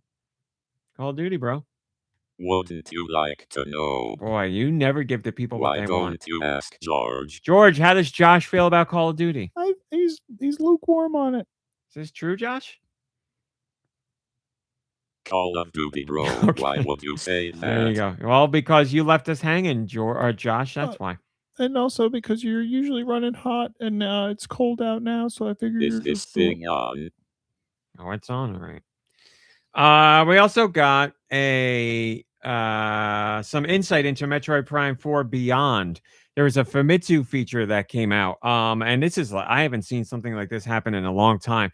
The feature, it's an interview with some of the development team that worked on Metroid Prime 4 Beyond. And usually Famitsu will post their features online, and you read through the interviews, and I'm sure they will do that with this one, but they haven't posted it online yet. And back in the day, we used to get our Famitsu information here in the States. People would scan pages from the magazine or take pictures of it, and then people would disseminate those online, and we'd read through it that way to get the information. But we don't see that happen hardly ever anymore, except for this. The interview is not online, and somebody got the actual magazine and took pictures and scans of the magazine, and then somebody took somebody went through the painstaking work of transcribing everything in there into just regular text, and that's how the interview's been getting around. So it's crazy. Copy and paste it into Google Translate. Well, I mean, Translate is pretty damn good now. Like, you can definitely get more than just the gist of what's being said. It's really not bad unless it comes to names. But again, there's no online version of this. Now you could put it in Google and say, I have an image translated. Yeah, then that would work. But it depends on whether it's a scan or like a picture of a magazine. So I don't know. But the information got transcribed online. Well, like what I do is I screenshot things, and then I can highlight it on my phone, and I put it into a translator. Yeah, again, now I don't know how good the quality of the pictures were because I didn't see those, but we got the information anyway. So this is part of the development team that worked on Metroid Prime 4 Beyond, and we got some new insight. We all know that the game was met with all kinds of development issues and restarted development completely in 2019 because the pairing of Nintendo and Bandai Namco, whatever they were doing for Metroid Prime, just wasn't panning out in the way that they wanted, so they scrapped it and restarted. And we found out that there was another point in development of the second version of Metroid Prime where the team was thinking, man, maybe we should restart, but they just didn't have the time to do it. So they decided, this has gone on long enough. We should see this project through to the end. Because they were saying the original idea was for an open world approach with Metroid Prime 4 Beyond. So they set out to do something like that. But then they said when they were working on this, there was a considerable shift in how open world games were created and perceived. And the team recognized this during the development of Prime 4. And they were like, oh, well, now we kind of want to like rejigger what we're doing. But then they were like, but we already restarted a project that was in development, got scrapped, and then we restarted it. So we can't restart again. We're already too deep into this one that we're in now. And they were like, we should just see this one through to the end. And it led to some interesting comments from the team. This is an unnamed developer. We don't know which specific team member this was, but they said when the project first started, it was perhaps influenced by Breath of the Wild, because opinions at the time were we'd like to see an open world Metroid.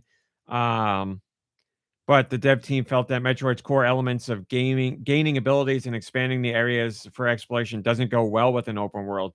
So that's where they decided to limit it to that hub area, like the desert area, where you could traverse through that with the bike. And they're like, this is kind of a blend of ideas. So it took them longer to do than they were expecting, because they're like, how do we do open world Metroid? Well, maybe we could merge these two ideas, blah, blah, blah. I mean, I guess it's more about the abilities, because like Breath of the Wild and Tears of the Kingdom do kind of have an element of that, where like there's places that you can't really get to, or I mean, I guess you can get to them, but like you just gain abilities to make it easier, right? Yeah. That's what it is.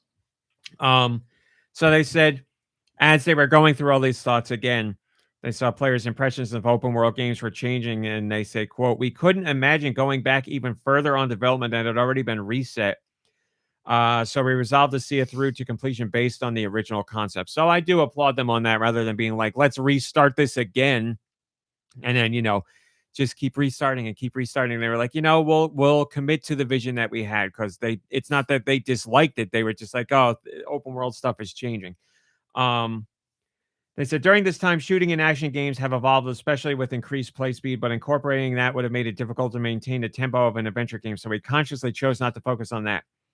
And then they say the most telling part. In other words, I think this has become a game that's almost completely untouched by the changes of time. So they are very much recognizing that their approach with Metroid Prime 4 Beyond feels decidedly old school now, based on the time that passed during development and the evolution and changes that have happened in open world games and games in general, because this project has been, 8+ years in the making. So they were like, we hit a point where we could have restarted again, but it just doesn't make any sense. So we saw what we had through to the end, and it resulted in a game that certainly I will 100% agree with and recognize that Prime 4 feels like a throwback to an era of games we haven't seen in a while. I very much recognize that, and I kind of appreciate it for that, but I could also see that not being people's cup of tea.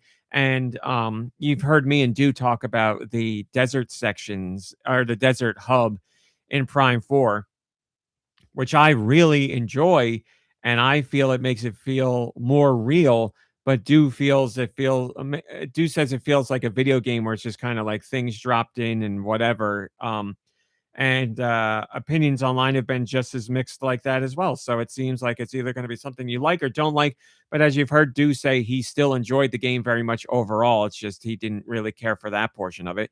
And I, so far, really enjoyed that portion of it. So it is what it is. But yes, it makes for a unique, it's almost like a time capsule of a game. So it's not the reception you would ever want a Metroid Prime game to have. It's not like it was negatively reviewed. The game is still 80 plus whatever review average, but it didn't reach the high bar in terms of review scores that Metroid Prime games have in the past. But that's also could be for a whole bunch of other factors. But without a doubt, this is a Metroid Prime game that will be analyzed and scrutinized for what it is and what it isn't, and what people think it should have been instead of what it is. So, but it's a very interesting study of what makes a Metroid Prime game, and how much you can change, remove, or adjust and still retain that feeling. So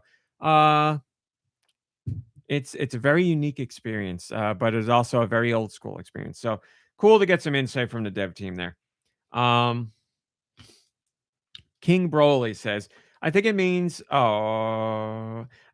they didn't want to restart development again, which means they were actually considering that. On top of that, they realized what they were doing wasn't working with Metroid. Shock and awe, let me tell you. That's from King Broly, who said he's not playing the game. So I disagree with King Broly, because the developers here are saying they were finding it hard to marry the open world structure of a game with a Metroid game, because they found that those kind of ideas are juxtaposed and they couldn't find a way to, or they didn't see a way to really bring those together, which led them to the creation of the open hub world, which you do travel around through, but then you get to areas where you're like, oh, I need this ability to get there. So it feels like a connect. They were trying to make a connection between the two, and for some people it works, and for some people it doesn't. So I agree with that. I don't want to say that it wasn't working. It's just perhaps they've realized that open world, as far as what they want to do with a Metroid game, they need to come at it from a different perspective, or perhaps Metroid doesn't need to be an open world game. So, that's it, whatever. It is what it is. Working.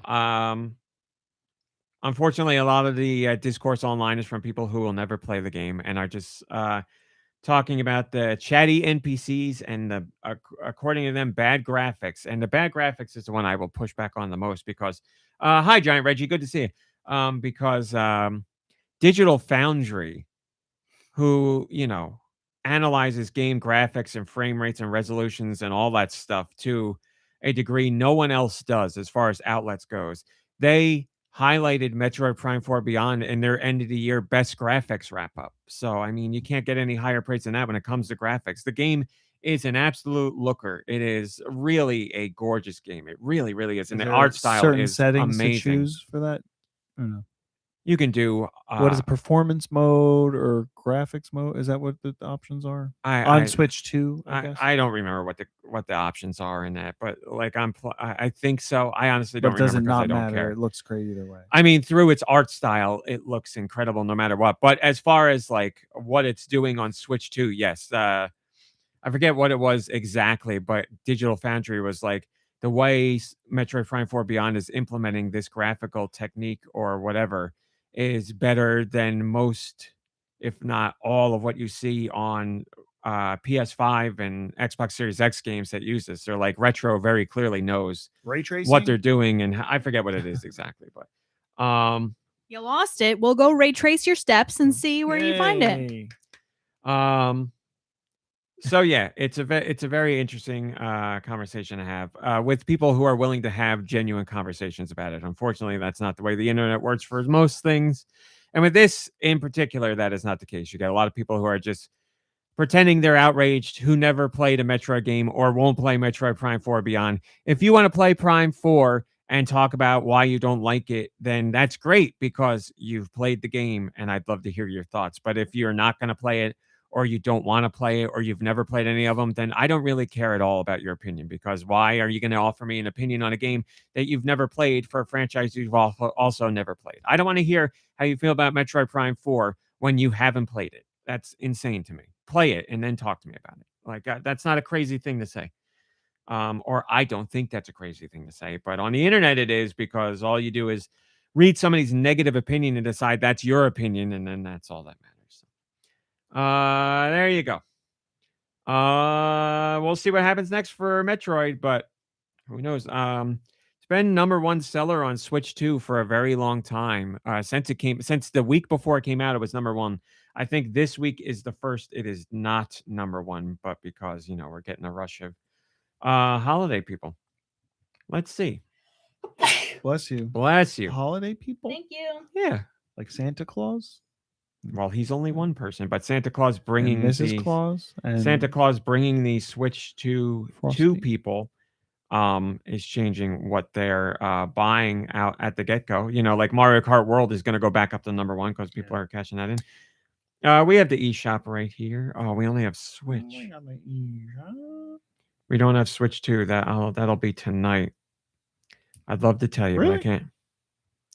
Well, when we usually recap the charts, we do it on the weekend tonight because Sunday is the first day of the new week. So we look at the numbers tonight. If Mom Brain, you want to be extra helpful, you could go grab me my Switch 2, which is on the dining room table, and we could take a look at that right now. Okay, well, you keep up my bingo then. No, do it after your round. Okay. So that is that. Moving on. Mario Kart World is Japan's fastest selling Mario Kart game of all time, which should not be surprising when you know how this game is sold. And the sales of the Switch 2 in Japan. So Mario Kart World so far in Japan has sold 2.5 million units And again, that's just Japan alone. It achieved that total in 29 weeks. And this is not counting Santa numbers. The one Mr. and Mrs. Santa? No. No, this is not counting the. Never mind. Continue. Nope, we're doing it. You took this sidetrack of this joke, whatever it is, so let's do it. What are we talking about? So I can refresh. Mario Kart World sales. Yeah. Yeah, just the sales. We're not talking about people who received Mario Kart World from Santa. We're only talking about the sales numbers. Okay. Well, you're not saying total, Santa's. We're not talking total unit numbers. You're here. saying Santa's elves are making the game? I figured Santa just has a contract where he like buys them. And I've they give never them to him in bulk. known the way the economy of Christmas, but sure. I can't like Santa's making like wooden choo-choo trains and stuff like that. He's not making he's Mario Kart definitely World. Modernized. I have to. He's not making Mario Kart World. Well, This is Nintendo wouldn't let craziness. him. They're so secretive. No, I- I think that you're right. I think a certain number of There are toys Santa can make and his workshop can make, and there's ones he's not making. Santa's not making a Furby. I know no one's going to be watching it, but and I'm sorry that I even watched it, but that Mel Gibson Fat Man movie, like where he plays Santa and it's called Fat Man, they talk about that stuff and how like he has a government contract and he's got to fill these orders of toys and stuff like that, and he's like shipping it out, and like he's like a government employee, and it's funny because like they kind of nailed like the miserable part of that whole thing. 10 Division says Santa doesn't buy them from Nintendo. The elves make all the consoles. I disagree with that. I'm sorry. I disagree. I mean, I think they make them, but he's got contracts where he's got the schematics, like he's making it all happen. Well, I guess I shouldn't speak. Thank you so definitively because I don't know. But I'm firmly on the side of he's making trains and toy boats and stuff, but he's got contracts with the government and other companies where that's how he's getting all these other things. The poor, like Santa and the elves, they're making the toys that get taken to Goodwill like 3 weeks after Christmas.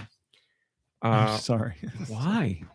There's nobody want. I didn't want a handmade wooden toy. I wanted a Switch 2, Santa.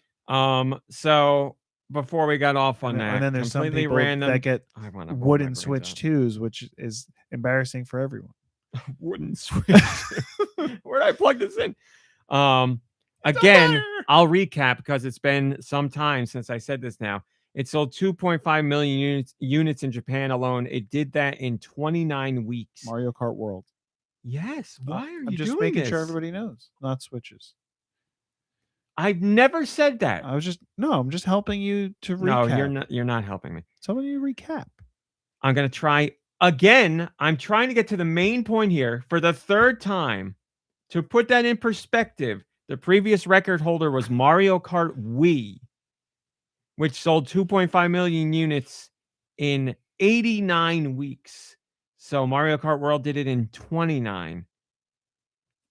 Mario Kart Wii did it in 89. Now, obviously, that is including the copies of the game that are included in the Switch 2 bundle. So that's helping the number go up. And last we know from September, Switch 2 bundle sales accounted for 84% of the system sold in general. So the bulk of that is probably still Mario Kart World bundles, and that's why the number is so high. But as I said in this post, a copy sold is still a copy sold. So there you go. Crimson Lore says, that's pretty good. Yeah, I agree. That's pretty good. All right, do not look at this next story. We don't count the bundle numbers because they're digital. This is different by region. Like Japan does count, United States does not count. Why?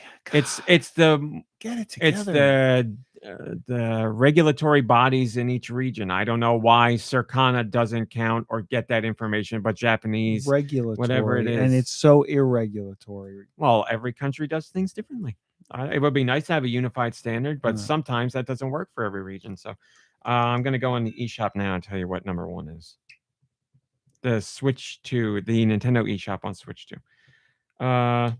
Best sellers. The number one bestseller on on Switch 2 right now is guesses? I'm like so out of touch with life and gaming. Mario Kart World. Mario Kart World Mhm. and Mom Brain. Well, Donkey Kong. wait, Donkey Kong. before you, If if I were to have a Switch with Mario Kart World Switch bundled, 2. Switch 2 with Mario Kart World bundled, will it be counting in that, or is this only people who go there to spend money on a purchase, not this a says purchase code? best sellers. I don't know exactly how Nintendo gets Peter. to this number, so I can't tell you if people who are downloading their Mario Kart World count as an eShop bestseller placement. I do not know. I would guess no. I'm having a hard time with this. I can tell. I can tell. Again, I'll try one more time. Mario Kart. I'm just gonna stick with Mario Kart World. Because Mario Kart World is included as a code, or some copies have physical game cards, I would imagine when you go to the eShop, it does not count that. No. Like your redemption of a code, it's not counted as a bestseller. I'm believing you would. In Japan, it might be, but not In Japan, I don't know. But here, I'm imagining it's looking at, here is your credit card Put or in your the money. PayPal or Put in whatever. money. You have exchanged money for this. Now Right. that counts. So you're still going Mario Kart World. No. Oh, okay. No. Oh gosh, I don't even know what is out. I would go to a sports game, but there's no. Is there a new sports game out? I'm not asking for you to ask me questions. Flat I'm out asking for your sports. game. Sports. Period. Okay. That's what I'm saying. The correct answer is. Oops. Donkey Kong Bonanza. You got it, Mom Brain. Good for you. Sorry one. to spend so much time. Number 2 is Pokemon, and number 3 is Mario. Which Kart. Pokemon? Arceus, A through Z, ZA. That is correct. ZA. Yes. Pokemon Legends ZA. Is number Legends. 2. Oh. Donkey Kong, Pokemon, Mario Kart, Kirby Air Riders, Metroid, Mario Party with the Switch 2 stuff, Hyrule Warriors, Cyberpunk, Madden at number 9, and then 10 is Hades 2. And Mario Party Jamboree not on there. That I literally just told you that. Did yes. you? Yep. Man, I have a hard time I can tell. with receiving information. I'm sorry, right after I'm Metroid, trying. I said Mario Party with all the Switch 2 stuff. That is what I said. Mario Party with all the Switch 2 stuff. So it's Super Mario Party Jamboree plus Jamboree TV, the Switch 2 package. At number 6. Like I see it now that you're done talking. May I see it? Because I still am not hearing it all. What is not to hear? Super Mario Party Jamboree. I'm having a hard time processing things, and thanks for the understanding. Oh wait, you're not understanding. Metroid Prime Beyond. You did say that.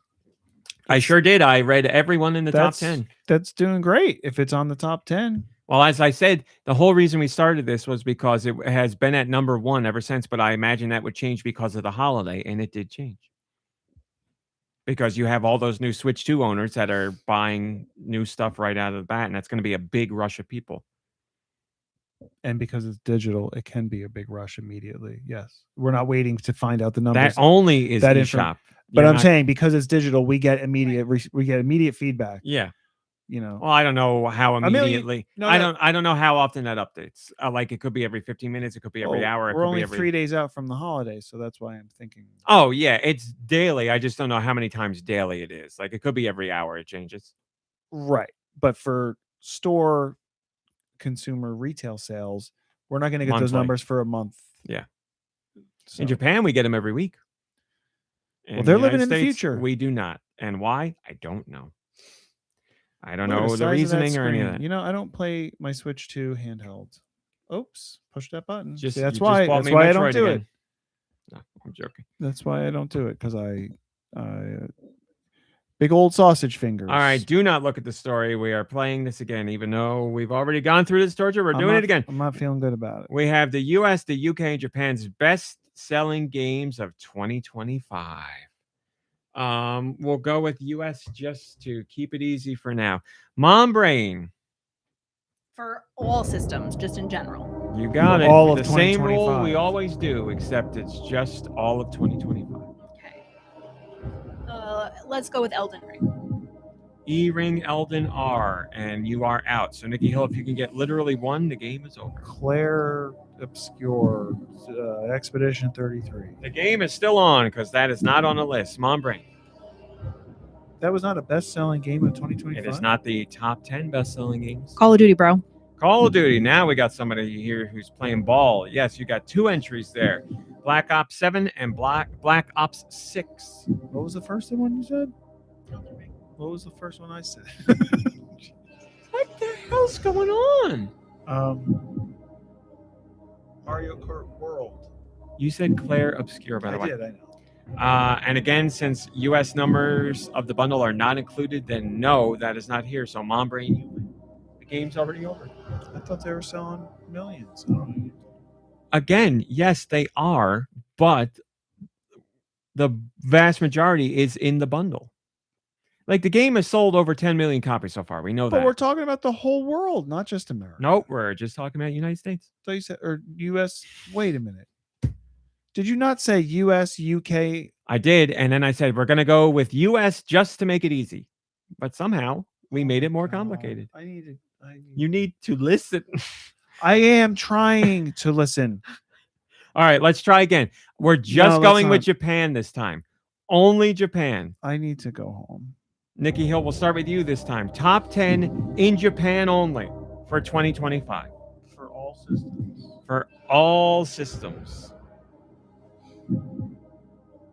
I'll say Mario Kart World. Mario Kart World is number 1. Yes. Donkey Kong. Donkey Kong is number 6. Yes. Nikki Hill, back to you.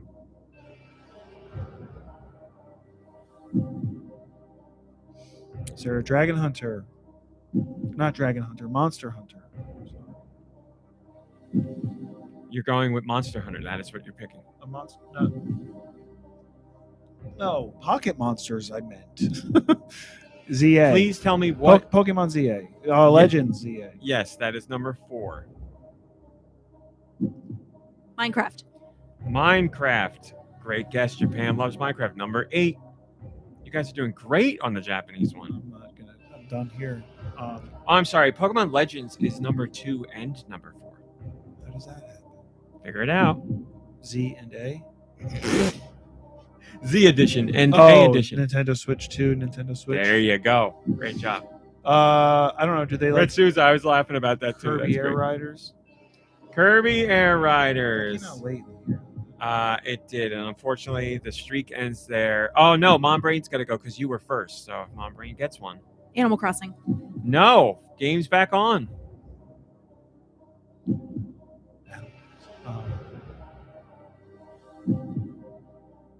Just got to be like an RPG or something. That was like a huge thing this year.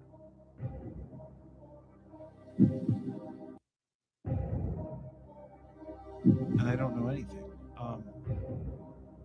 That's an understatement. I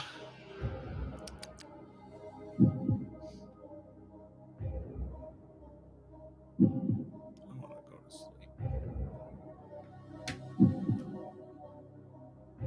How about MLB The Show? No, Mom Brain. Disney Dreamlight Valley. No, Nikki Hill. I'll give you this one more round each, and then we'll just end it.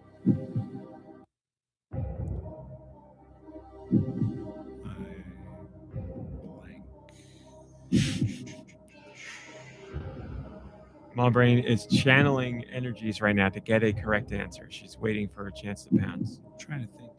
Trying to think, but nothing happens. It's really. Sorry, this is a lot of dead air, everyone.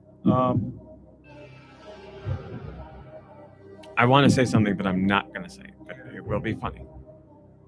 Go ahead and say it. No, I can't.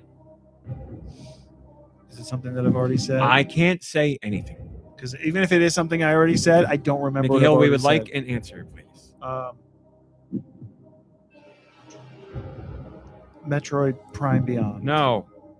Mom Brain. Some kind of Rocket League situation. No. Okay. Game is over. This is funny because, as the chat is saying, You said Dragon Hunter. I mean Pokemon. If you would have went with Dragon Quest or Monster Hunter, both of those are on here. So you actually, the Monster Hunter craziest was- that- part the is Monster Covered Hunter. all your bases and you covered all your bases and none is Monster exactly Hunter right. is what I was going for, but I said Dragon Hunter by accident. And then you said, "Oh, I meant Pokemon." And Dragon Hunter is the RPG. Dragon Hunter is a we've been game looking you've for. made up. Dragon know. Hunter does not exist. No, Dragon Quest That is a game. is the RPG that I And was. so that- Monster Hunter is number 3, and Dragon Quest is number 9. So So you I had win. them both. If you said them, but the funniest part is you said, "Wait, I meant Pokemon," which is the craziest thing. because you gave me that pause, so I went with a safer bet, and that's so I because we all know, no, they're monsters, pocket monsters. So number 10 was Donkey Kong Country Returns HD, and number 5 was Super Mario Party Jamboree. 3 was Monster Hunter Wilds, and 9 was Dragon Quest See, 1 and 2 Retsuza has my HD back. 2D I remake. did say Monster Hunter, and then you said, "Are you sure that's what you mean?" And then I went with a Yes. safer bet of Pokemon. Yes, Going from monster to but pocket there was monster. Dragon Hunter in there. Well, 100%. That's how it all started. But I did correct myself. Yes, I And was. I I also- thought for sure you were going to go back to one of those, And I and you couldn't never think did. of Dragon Quest, so Dragon Hunter. It is. and I also my brain is not firing, and so I lose thoughts, and so I didn't even remember Dragon Monster, whatever I said, Dragon Hunter.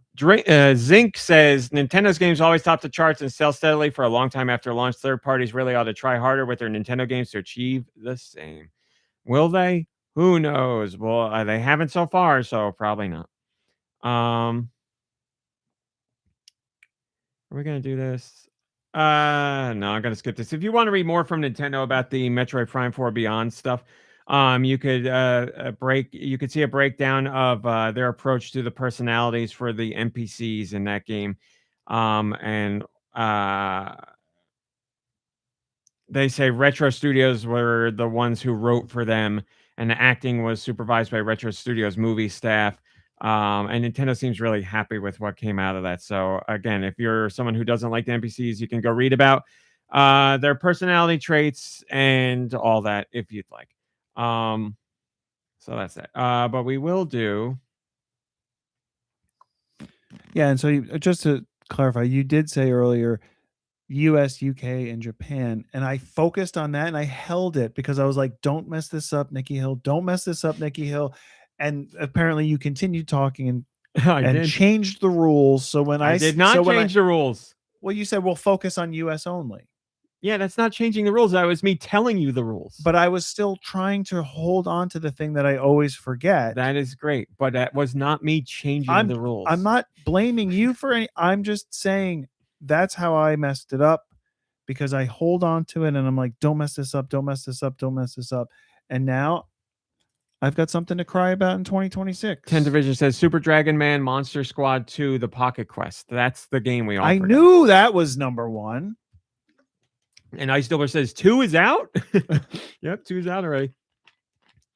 In the interest of not losing my mind any further, I will not be doing the top eShop games in Japan of 2025, but they are there if you'd like to see. We're there. I think we got this. Right, Mom Brain? Definitely. Okay, fine. Start the music. I'm not making you guess any of them that are on here. You can only guess ones that you haven't mentioned already. So give me the context again. What are we looking for? eShop 2025, Switch and Switch 2, Japan only. But only ones we haven't mentioned? Yeah. Come on. Fortnite. Well, see, Fortnite's free, so that doesn't count as a selling.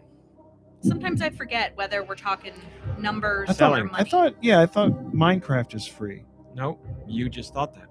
I just said that. Yeah, I did just say I thought Minecraft was free. Minecraft is a paid game unless you have Game Pass, and then you get it Oh. at no additional cost. So can I say Dragon Quest? Because You I can. didn't say that earlier. Dragon Quest 1 and 2 HD Remake is number 6. That is correct. Number 6 on Switch 2. And number 4 on Switch. So many lists of numbers. It's got to be something we haven't said. That's what he said. Are you guys doing this on purpose? Yes. We got one playing bingo over here. Yeah. You got the other one thrown at Let's games do that don't exist. Splatoon. Splatoon, an honest guess. I'm just gonna type it in because it's easier to find that way. Splatoon coming in at number 20 on the Switch charts, so just barely. I'm gonna say Super Mario Wonder. Super Mario Wonder. I'll type. Oh, you butthole. I'll type Wonder. I resemble it. Wonder. No, Wonder is not on here.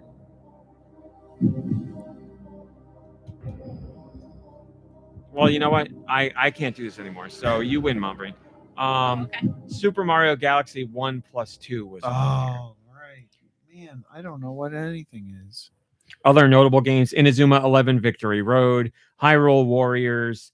I'm talking about games you guys know. Hyrule Street Fighter Warriors. 6, Switch 2 Welcome Tour, Octopath Traveler 0, Octopath. Final Fantasy Tactics, Super Fire Mario Emblem? Party Jamboree. There's no new Fire Emblems, so nothing on Switch 2. I'll check on Switch, but I doubt it. No, because the most recent Fire Emblem is pretty old. Animal Crossing New Horizons is on there. Clubhouse Games is still on there for Switch. Smash Brothers is still on there for Switch. And so on and so forth. There you go. So no more sales data. I can't handle it. Lego Harry Potter. I'm gone. It's over. It's done. Lego Star That game, Wars. not Lego Harry Potter. Hogwarts Legacy sold over 40 million so far. People eating that one up. All right, Mom Brain, take me to my music, for it is time for my umami releases. Umami, here we go. All aboard the umami releases. That's like talk soup, right? Umami. That's right. For North America, what do we got? Switch 2 got Prito Prisoner, the Switch 2 edition. And Switch, this is a very small list because, we're post-holidays. Switch got 12 Party Games Collection, 4-in-1 Sports Bundle, 6-in-1 Power Bundle Volume 2, Adventure Reborn, Agent A and Down in Bermuda Bundle, Animal Run for Kids, the MSX2 version of Carbuncle P, Gunner Chan. P, not pie? P-I. So P or pie. It's Japanese. I was going with P. Gunner Chan, Hypercar Racing, JDM Pixel Streetcar Racing, Juiced Fruit Racing, Marin Roman, maybe I'll pick that one up. Nekomimi Days, 365 Days with You, Parcel Push, the regular Switch version of Prito Prisoner, Ultimate Battle Simulator, Up Bundle, and finally Zen Wash. That is it for America. Nico Darunia says, choo choo. What are the next? Whoa. That's not the whole comment. Where's choo choo? Choo choo. Umami. The umami train never stops. Another week, another cargo of savory releases. Hold on. What's that? Following the umami train, is that a flying sleigh? Is that Nicholas? What are the next European masterpieces? Let's find out with Nicky's sweet releases. You know what comes at the end of a train? The caboose. And that's where I am. Hey, Europe. We reached it the week of December 25th. For some people, that's a holiday. Oh my God! It's going to be a new year of our Lord. The year of our Lord, 2025. The final year of our Oh, Lord, man. 2025. It's been a year, right? It's been a year. So Europe, I can agree with that. It's been a year. before this year comes to an end, you got some choices to make. Where do you want to spend that money you got for the holidays, right? Switch 2, you have Factorio, Switch 2 edition. Layers of Fear, the final masterpiece edition. And Prito Prisoner, Switch 2 edition. For the Switch, it's a much longer list in Europe. 4-in-1 Sports Bundle. 6-in-1 Power Bundle Volume 2. 12 Party Games Collection. 6-in-1 So this is already a long list, and now we've already added to that by having 4, 6, and 12. It's a lot of numbers here. So that 24 total already. Agent A and Down in Bermuda bundle. Asphalt Champions. Auto Sports Racing Simulator. Big Trouble in Little Chimney. That's maybe that's a holiday story in itself there. The old Saint Nicholas. Caput Mortem. I don't know. Clover Pit Gamble. I don't know. Club Sports Collection. Construct Farm Cat Simulator. Is that 2 games in one or something? Construct Farm? It's got whatever. And Cat slash, Simulator? so I don't know. sure. Cosmic Arcade Tycoon. Crowded Mysteries 2. Cup Heroes. Direstead Settles. I don't know. The MSX2 version of Carbuncle Pie. Carbuncle P. Carbuncle PI. Electronics Puzzle Lab 1 and 2 collection. Numbers. Fight for America. Yeah, Sure, why not? I guess that changes, right? Whether you're in the UK or in America. Like, We're in the the fight for story America. that's told. Yeah. Gunner Chan. Is that a game that came out in America? I remember reading it. Hidden Cats on Christmas. Meow. Horse Store Simulator. If you've ever wanted, Meow. if you've ever wanted to know what it's like running a horse store, now you can. I don't know if you're buying horses or if you're selling 2 horses. It's free. Maybe you're just a horse behind the counter selling your goods. I don't know. Hypercar Racing, Logic Bombs, Luminous Storia, Mega Bonk Smash, Monsters in Cards, Nitrous Fury, Nordic Ashes, The Complete Saga, Ocean Raft Simulator. I don't know if you live on the raft or you just play as the raft. That's a good question. Parcel Push, Prito Prisoner, Puffies, Ram Simulator. Spicy, meatball. I don't know if you're playing as a Dodge Ram, as an animal ram, or you're just ramming. That's a good question. You're just ramming things. Raptor Evolution, Rugby League Raw, Sheepy, A Short Adventure, Softly Placed, Supermarket Tycoon, Taxi Chaos 2, or Taxi Chouse, The Sweetness That Returned. Oh, that's like the end of a workday for Beep, Mom beep. Brain. She comes home, the sweetness. That's it. Reward the sweetness that returned. Top Gun Global War, Unholy Adventure Mystery, Up Bundle, Upscale Studio Ultimate Bundle 15 in 1. Who was it? There's 2 O's in that. Who was it? Woodle Tree Bundle and Christmas Survivors. I appreciate the holiday themed games that came out right on time. Is there a comment? We've got a comment from Autumnal Blake. They say, nothing new for me this week, but I think I'll grab a thing or 2 in the current sales. I'm thinking Chicory, Prince of Persia, and maybe Sea of Stars. My partner played Clover Pit on the PC, and it seems interesting. Very clearly Balatro inspired, but much darker. I understand. So thank you, Autumnal Blake. Thank you, Thank you, Michaels, sure. Michaels, for putting up with that long list. I'm Thank you, sure Michaels. listening to that was, exhausting. Thank you, Mom Brain and Raw Meat, for having me here. Thank you for Nintendo for creating a system that we can get all these games out on every week. What's next? What have you been playing, Mom Brain? I thought there was a thank you somewhere. Bingo. I've been playing bingo. A bingo! And that's about it. That's it? Mhm. Wait, didn't you just... Oh, no, you were watching. You. There we go. You watched something. You've been watching She something? doesn't Yeah. play anything. It's bingo, and that's about it. What about like for the I don't know. You said there's gaming during the holidays. I thought maybe she got in on something. I was just watching. Bingo. What have you been playing, Nikki Hill? What have you been thanks playing, for Nikki asking. Hill? I purchased, downloaded, and played, but not beaten. Do you already know? Romy? No idea. Terminator 2. Oh, T2, you did? Wow. Dawn of Fate or Rage Fate? Isn't it No Fate? No Fate? Terminator 2D No Fate. I'm pretty sure that's the name. 2D No Fate. No Fate. Terminator 2D No Fate. Fader's gonna fate. That is the name. Yeah, I'm enjoying it.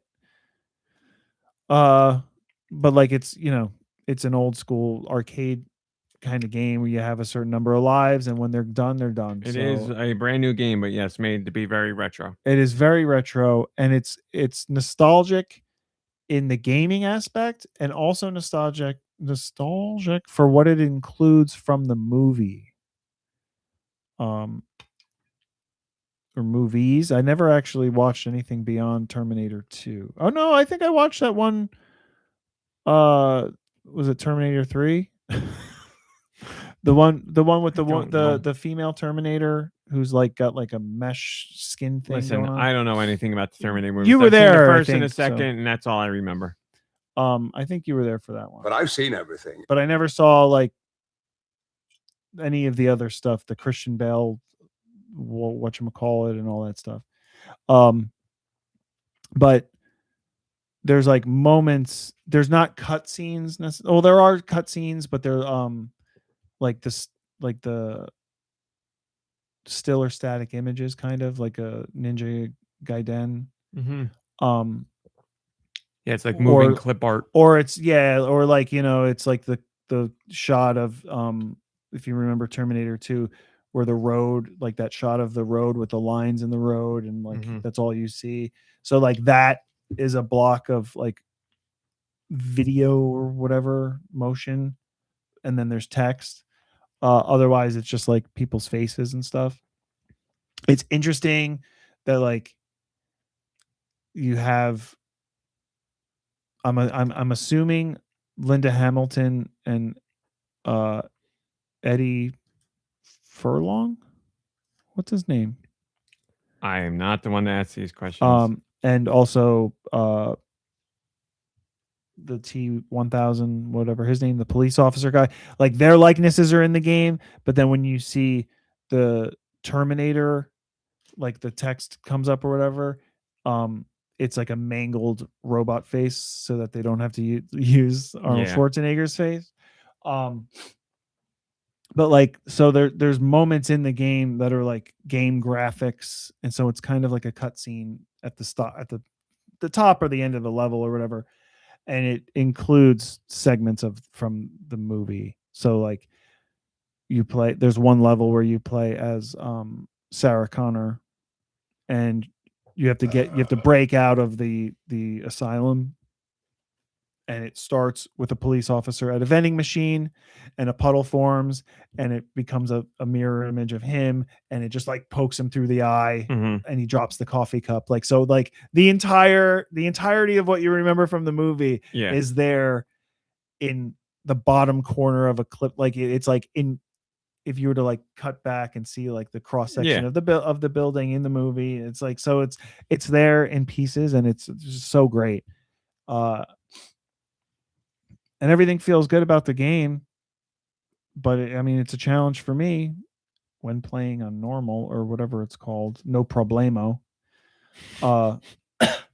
because you only have a certain number of lives, and it's like I'm playing through it, and I'm not the best gamer around, and so it's a struggle. So I don't know if I'll ever get to the end of it, but I'm still enjoying getting to where I can get.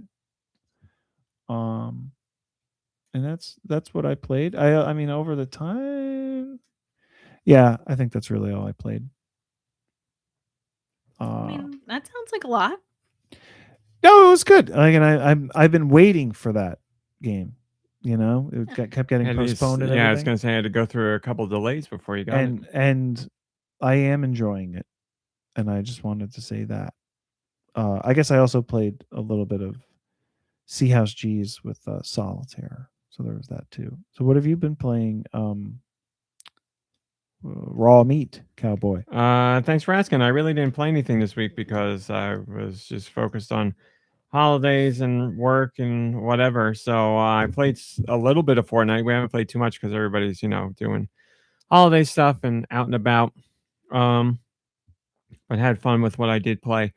I didn't play any of my regular things. No, and then I was like watching stuff. Not even Fortnite? Or you don't count that really? Did you say this already? I'm sorry. I'm trying to catch up on the chat. Literally I have a hard just time. said it. And then Literally said you just said didn't play your regulars.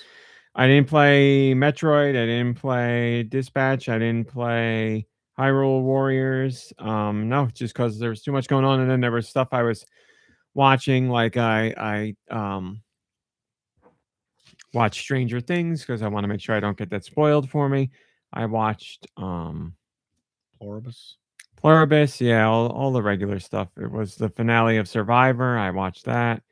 So yeah, you don't need to hear about what I'm watching, but didn't really play anything.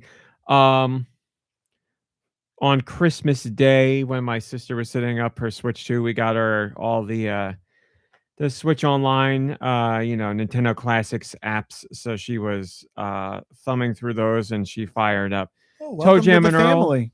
Huh? I said, "Oh, welcome to the family," or she was already part of the family. No, welcome to the family. They were playing Toe Jam and Earl, so we got to see her collect some ship parts, and she was getting Mom Brain was was a very active watcher while that was going on.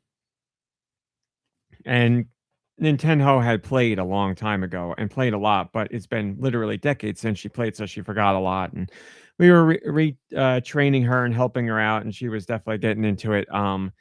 There was an adult there watching. I won't say who, but they were watching it, and they're like, "This looks very old." And we were like, "Oh yeah, this came out a long time ago, whatever." And we were like, "It's about these aliens that crash land on Earth, and they got to get their ship parts to go back up to their home planet." And then 5 minutes go by, and they go, "I don't understand what's going on in this game. What's happening? What are you doing?" And I was like, we just told this to you, and it wasn't me. Everybody, it wasn't. So it got explained again, and whatever. So then, Nintendo switched over to Wave Race on the 64 Classics, which again she played a lot as a kid, but she had a lot of trouble getting into it because she didn't remember the controls being so sensitive, so she had to rejigger the controls to make it a little bit better for herself. And then she did somewhat better, not great, but somewhat better. And then after that, a classic that we spent a ton of time with when we were kids, Mario Paint, which she remembers very fondly. So she fired up Mario Paint, and you used the Switch 2 Joy-Con to play as a mouse. So she was doing that, and she drew a picture pretty quickly, and it was one of her classic characters that she's been drawing since childhood, and did a pretty darn good job. Did a little bit of the coloring book stuff. We made sure she colored Mario brown because we wanted a woke Mario. So we were making nobody there is unwoke. Everybody there is woke. But we were laughing at the idea of somebody being mad at a black Mario. She did a little bit of the fly swatting mini game as well, but that was very nostalgic and great to see. She downloaded, like I said, Donkey Kong Bonanza right away, so she will be pouring most of her time into that. They will be getting Dispatch when that becomes available. I'm so excited. Nikki Hill, you're going to be able to play Dispatch now. Yeah, I think I saw something about coming to Switch and Switch 2 on January 27th or 28th, something like that. Very exciting to see that's on the way, so she'll be getting that as well. My mom also got a Switch 2, and she set it up all on her own. I sent her official video guides and all that, but she did her Switch to Switch 2 transfer. She set up game chat. She did it all. I had a lovely little chat through game chat with my mom last night on her Switch 2, and she was like, "Oh, I thought this was going to be text." And I was like, "No, like a regular phone call." And she's like, where's the microphone? I was like, it's on the Switch or the Switch 2. And she's like, but it's by the TV. And I was like, I know they got a really good microphone and they got a whole thing about noise canceling that you can learn about, blah, blah, blah. And she's like, oh, this is great. I was like, it is great. We had like a 25-minute conversation because we were walking through settings and stuff like that. We're going to play a game together. We're going to play Four Swords because she has never played that. And I have never played the actual GBA version of Four Swords. So you can play it online through Switch Online. So it'll be me, my mom, and my sister. We will be doing that together. So I'm very much looking forward to that.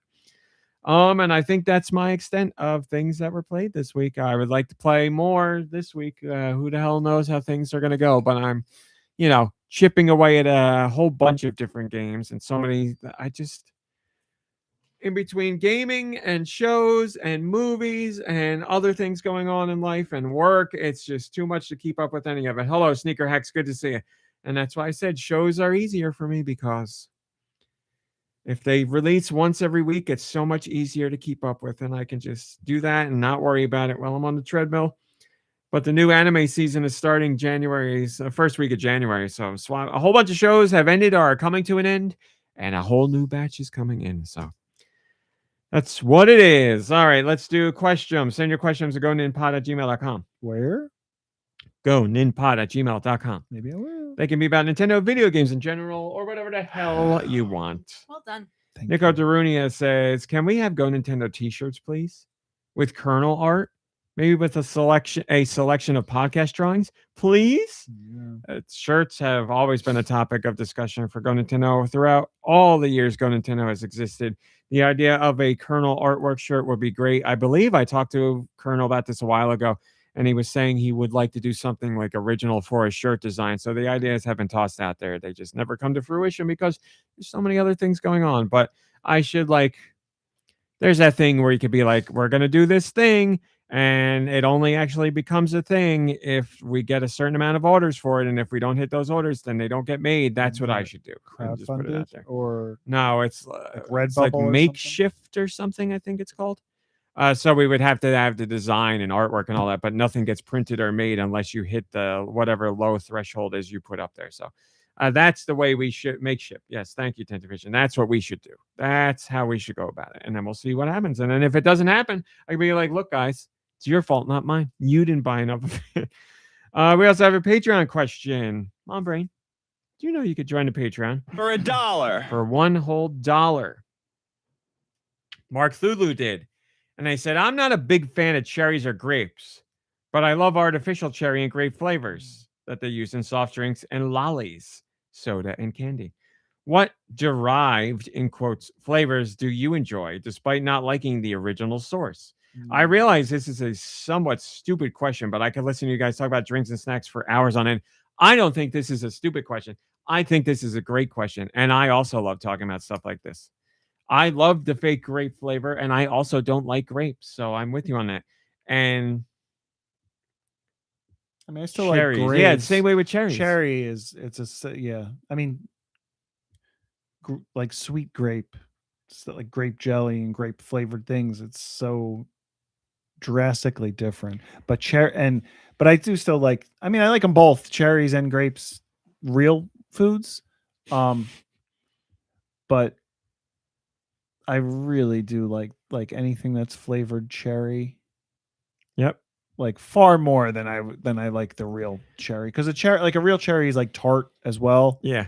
And I guess the sweet flavor. I wonder if you took ate those berries or whatever that like mess with your tongue's receptors. Yeah. If you'd only get the sweet part of a cherry or something, and it would taste like that candy. Ice Dilber says fake grape flavor is purple, not grape. Yeah, like Big League Chew, Big League Chew, not Big League Chew. Big League Chew grape. There you go. Not Big League Chew. That grape flavor, Hubba Bubba or whatever, is so good to me. Oh yeah, I for love sure. that but flavor. To me, like that's separate from grape. Like I know It it's grape is. flavor. That's what we're but that's talking like, about here. Yeah. Its own category. Somebody in the chat, where did it go? 10 Division says watermelon. Yeah, that's another one where the flavor you get in like candy or whatever. It's not anything like actual watermelon, but I do like it. Gecko Kitsune says, I'm a fan of lime. How different is lime flavoring and stuff from actual lime Lime flavor? is just like, it's again, you're gonna take it and it's like really tart. right? Yeah. But Yeah. But I feel like lime flavored things are generally Pretty close. yeah, or even lemon flavored things are. Yeah, they're just Although- sweeter. I like, a lemon tart, or like, like the lemon cake that's like it's not gelatin, but you know what I mean, right? Like the custard, like lemon Oh, custard yeah. flavored thing. Lemon custard is Mm-hmm. freaking great. Blueberry flavored like stuff doesn't usually taste too close to blueberry. Sometimes it can be, but more often than not, it's whatever, some artificial flavor. What? Oh, blue raspberry. That's not even a thing, right? That doesn't exist. There's just Yeah. raspberries. Yeah. So blue raspberry flavor I love, but that has no real world equivalent. I really love peanut butter, and I love peanut butter in candy bars. Mm. I do not like peanuts, and I do not like peanuts in my candy. There's a great one. There you go. I don't like nuts in my baked goods at all whatsoever. I mean, I'll make Romy, get those out of there. concessions, but if there's like a choice between like baked Oh. good that I like, two baked goods that I liked, and one of them has like a nut version in it, that's immediately like, all right, I know what I want. Pistachio flavor. Want a pistachio? Oh, I love is- pistachio. So like pistachio ice cream Mhm. is a completely different flavor of Yeah. pistachio than actual pistachios. Yeah. I also have that cologne that's pistachio. It's called cannoli. Hmm. And I'm sure people have seen it on their social media, because that's where Smells I saw it, cheesy. and I was like, there's no way. And I, stupid impulse buy of a cannoli cologne, and it's heavy on the pistachio. Also, Dr. Squatch had a Oogie Boogie and a Jack Skellington soap, and the Oogie You're not Boogie supposed to eat them. is green. Well, it smells really sweet. It's a pistachio like smell. So I'm like, rub it on my body, and it like, Ice Dilbert says, I've heard the artificial banana is wrong because it's based on a banana that doesn't hardly exist anymore. That is true. That they have it written here. Gross Michelle. Oh, it was wrong to us. I got it. Yeah. Yes, the banana. Yes, bananas have changed. We've Like ruined runts, bananas. like runt bananas. Yeah. Now I want to try that. I want a reminder of what that tastes like. I never really liked runts. I also don't like bananas in general, so I don't like banana flavored candy either. I did not like. None of us did, and definitely did not like the corn flavored Oreo. Well, So great. in that instance, we all prefer Definitely real did. corn flavoring. Yes, very true.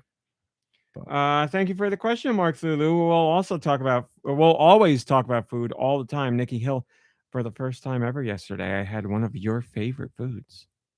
What I believe to be one of your favorites, or you're at least extremely fond of it.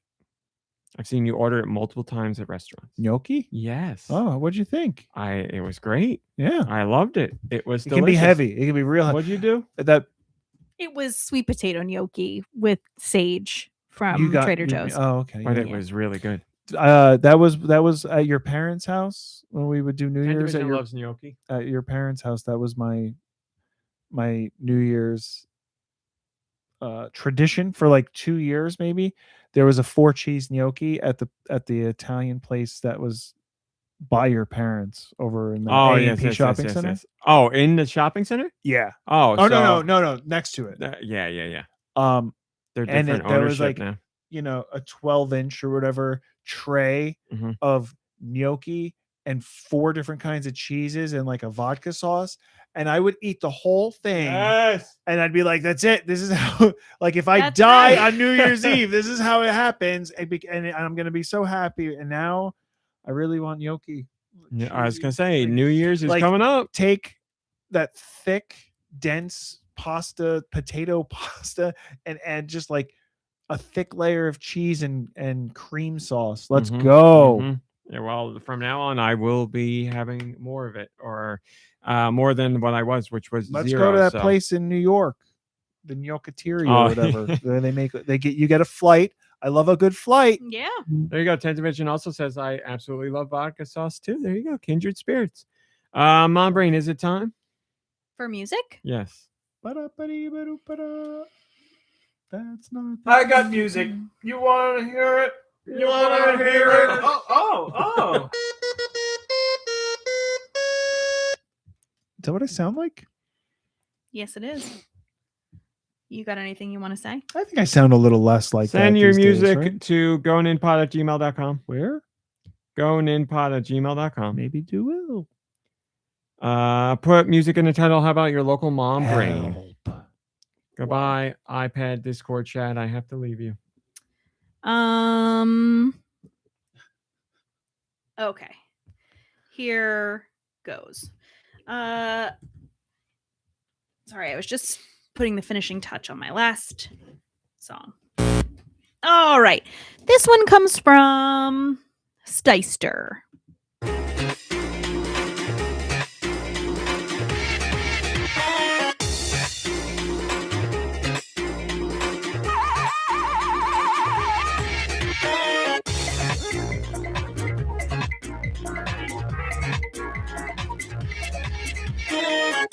Man, this is like mid 2000s era. Jet grind radio. No.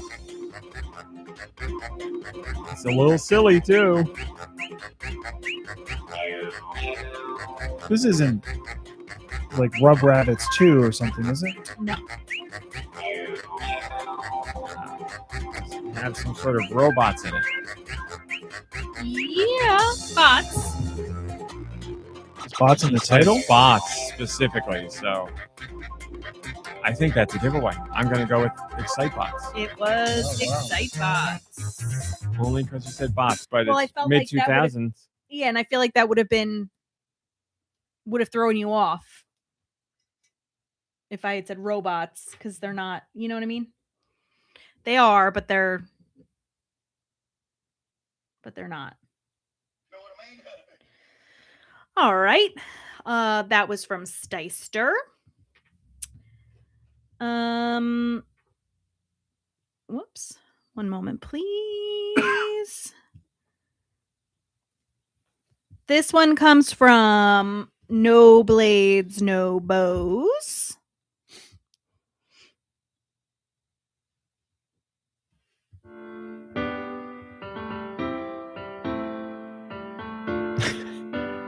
Is this Doki Doki Literature Club? It is. Oh, now it definitely is. Where I can be with you. Yeah. There's no spoilers in this song. In Right? my hand. Almost Depends on how you look at it. It was Doki Doki Literature Club. This one comes from PT. Oh my God, we were just dancing to this the other day. Wait, what is it though? I'll let you guess. Are we everybody votes or something? It's an actual game, but We we fit? is correct. We sports resort. Is we something? Yeah. I mean, I know it, but I don't know it. Just keep guessing Wii games and you'll get it. No, you're not. We is in the title. Yeah. We.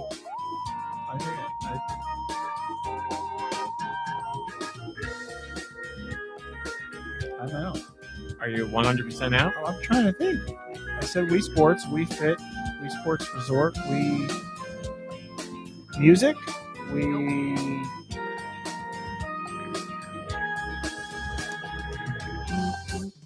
This is so embarrassing. I'm on a Nintendo podcast. And I'm going to be really upset when you tell me what it is. Well, you say I'm 100% out, and then I will answer. We Until party? then- There you go. Thank We you party. for your wall of games. I I can no longer use it for new releases, but I can use it for the old stuff. This one's from Alien Boy VA. We use it. No.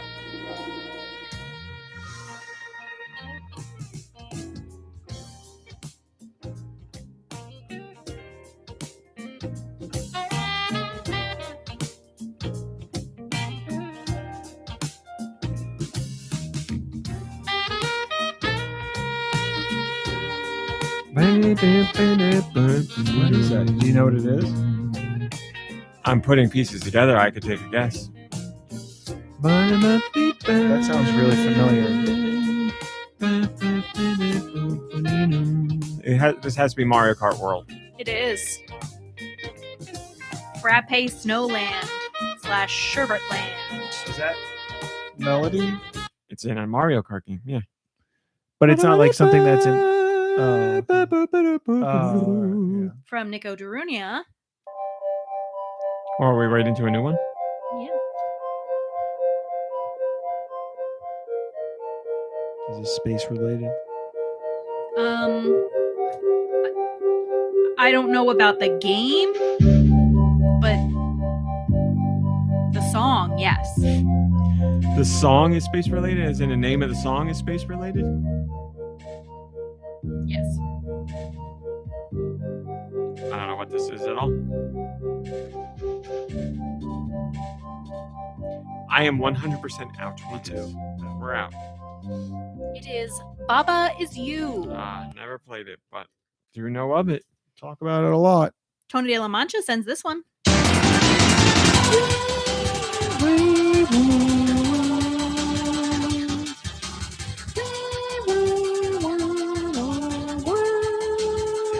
This is Kirby 64, the Crystal Sharks. Yeah. Great soundtrack on that game. All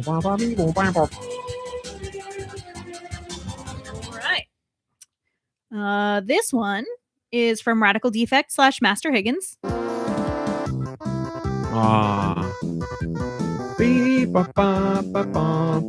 Great soundtrack in this game too. This is by the same guy who did Cave Story. Oh, you might know. Caro Blaster.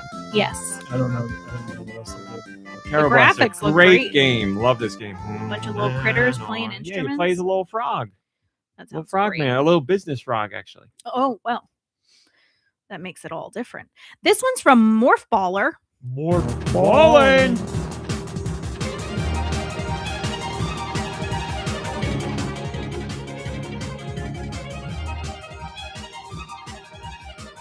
Man, it sounds like something Yoko Shimomura would do, It is. but it ain't Mario. Those are like Mario and Luigi games and a ton of other stuff, but it sounds very them. I don't know how to describe You know Yoko Shimomura enough to know? It's here in the. It is. That was the other thing, but I was like, wait a second, because you were like, it is! it. Yoko Shimomura has done so much that I don't think I could guess. I really don't know what else. It's such Super a Mario Paper and Luigi Mario. style. No, No. this is not a first party game. But it is an RPG. Live Alive. I don't know. Is it like a square RPG? I think it might be. Well, then it's going to be Kingdom Hearts because this is too It silly is. for Final Wow. Fantasy. You guys got there together. But I don't know what. 3D. Oh, yeah. I wouldn't know, but that sounded like their work. This one is from Geku Kitsune. Final song. Oh no, I had another one after this. Sorry. Well, we're not doing it. Okay. That makes it harder for you, Mom Brain. I'm sorry. No.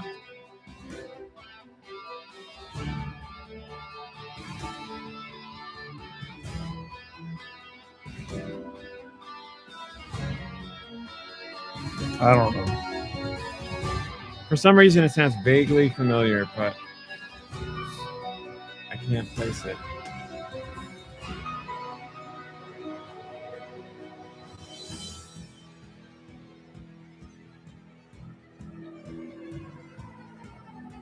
Should we know this?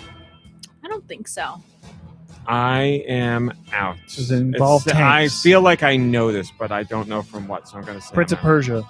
No. Yeah, no. All right, you were both out. out. Yeah. It is Death's Door on the Switch. Well, I should know that because I played it. Yep, played Well, it and you beat it. said vaguely familiar. Is that the one so- with the crow or something? Yeah, little bird. 8 out of 10, 6 out of 9. That is that.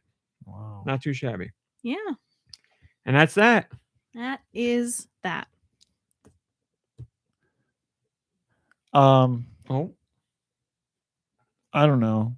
I don't want to step on anybody's toes or walk through anyone's web, but something did come across my desk. Oh, What? okay. Go ahead. And I'm sorry, we speak your name, and I want to. I walk in your shadow. Is that the right way to say something? Sure. Yeah. But in your absence, your spiders and flies, everybody knows that Do Michaels has he sends out his spiders and flies throughout the gaming internet world, and they report back to him some of the hottest and most salacious, that's been used a couple times today, bits of information from the gaming world. Tits And and so this is a segment that is usually called Do's Views. It's never news, starring Do Michaels. Rumor but of the week. Rumor of the week with starring Do Michaels. I thought it was with He always says with. Special visiting correspondent Nikki Hill. It's not crazy. It's not big. I mean, it's big. It's kind of the biggest news that we've gotten. It's not crazy. All It's not big. year. Oh, I'm sorry. It's actually the biggest news ever. But It's not crazy that big. It's huge. and I'm just glad that it's here at the end of the year. I'm sorry to finish off the year with Nikki Hill here and not Do Michaels, but let's just get this information out there for the world. Apparently, the Project M game from Bloober Team. This is a rumor? No, this is real. This is Oh, true. wow. Holy You think crap. Dude's gonna be okay with you? Right? Like, the first I real think one he's we ever going to get, and be- it's not due? Very upset with the way I'm butchering this. Okay. But I think he's going to be very happy to hear this news if he hasn't already had it across his desk I as have well. a feeling then I know part of this. So this top secret game from Bloober Team, the Project M stands for Martin A. Of course it does. wow. And the reason he had to become he's a Mario ambassador now, and he can't do the voice for Mario proper. But this Project M, the M also stands for Mario, and so it is a survival horror game that's Mario centric, with Charles Martinet reprising his performance as Super Mario or Mario in a survival horror setting. We'll still wait for the official word from Bloober Team, but I think we can all, finish off this year and sleep well, knowing that Charles Martinet is back. Yep. Back in the saddle, the Yoshi saddle, perhaps. Yep. As Mario in Project M, a survival horror. Marne Mario, flip it around. Wicked Yeah. Wario. So I hope you all have a wonderful, a safe and wonderful end to this year. We've got a couple more days, and Happy New Year. Let's have a better year in 2026. Thanks for watching. Thanks for listening. Thanks for sticking with us this year. Have a lovely, safe 2020 end to your 2025. Go check out, go jump into your Animal Crossing game to celebrate. See them fireworks, I think they do, and we'll see you. Just be safe out there. We'll see you in 2026 with the same old crap. Thanks for watching. Thanks for listening. Goodbye, everybody. Bye, everybody. Oh wait, is that coming now or later? Goodbye, everybody. Goodbye. There we go. I'll fade that out at the end. After show, anybody? John Reggie says this is beautiful. That was beautiful. Mom Brain. Dude, I'm so sorry. Mom Brain, anything to add for the end of the year? You usually say things that are nice and make sense. We're not capable of doing that. Well, listen, it is an absolute gift. To be in my presence. And a privilege that we get to do this together every week. It's a gift and a privilege to have a warm, loving, safe space to come together, to have warm, loving, safe people to bring to our table, and to have warm, loving people join us virtually every week. Like, it really, truly is a gift. And speaking of warm and loving, I watched the first episode of that hockey show last night. Did you? Yeah. I want to see what's going on. I gotta say, it's pretty bad. I mean, it's gay guys going at each other, which is fine. I'm all about it. Go team. with their sticks. But like, as far as the acting and the story so far, I'm like, this is bad. Really? But it's a different language, right? No. Oh, I thought it was English. It's starring a hockey player who is Russian and a hockey player who is Canadian. So I guess that's why I thought it, especially because that book and the series Beartown are I don't even know what they are. Danish, Finnish. I hope I'm not offending anybody because I don't know what to call people from that region. Norwegian? Drake. No, Nordic. They're from the Norwegian. I'm from the South region. No, South, East. It's I mean, there's something going on with the main characters where I'm at least somewhat interested to see how things play out, but like it feels very hokey, very corny. And like the dialogue is pretty bad. But I don't know. I'll see where it goes. Like I said, I'm going to watch the whole season because that's what I do. But I'll be very curious to see what you think because I imagine you're going to watch it at some Well, point. the girls are. I just told the family chat of the cousin witches because they've been talking about it with invisible ink, so it's not spoiled for those of us who haven't seen it yet. And I just told them I just learned he watched. And Melanie said, "OMG, his thoughts," and I said, "You'll have to ask him." Yeah, and Sarah, I love how you guys said, "Wait, WTF." I mean, I'm willing to give anything a shot. Like, I don't hear like, oh, a gay hockey show, not for me. I'm like, people are talking about it. I'll be interested in checking it out. It's just so far, it's just like, it feels like a Hallmark show, but with lots of sex in it. Like, it's just like the dialogue is very bad. There's like, if you just told me the story, I'd be like, oh, I'm interested in the story. I want to see what happens with these two characters. But like the way that you get there, they're rivals on the ice and heated rivals. Yeah, they're on two different teams and they play each other pretty often. But they're gay. And like the one guy, I guess, well, they're both hiding that they're gay, whatever. And that's the story. So far, like they're not very good at hiding it then, apparently. They're closeted. Right, they are closeted. The one they're not hiding it from Dre Gamer says, does one of them have a Christmas tree farm? The Russian guy. So they're both closeted. The Russian guy, I don't know how he is closeted because if he approaches the Canadian as he does everybody else, then everybody's gonna be like, this man is clearly gay. Unless the Russian man's gaydar is so good that he just picked up on the Canadian might be gay or open to this. Maybe that's what they're getting at here. But clearly, if this other guy, if the Russian guy came up next to me and did the things that he was doing, I'd be like, I'm sorry, sir, I'm not gay. Does he walk up behind? He's like, does he walk up behind the other person? I apologize for where this is going. No, this is a throwback. Okay. When they're at a urinal and like slam the wall. No, I would argue it's worse than that.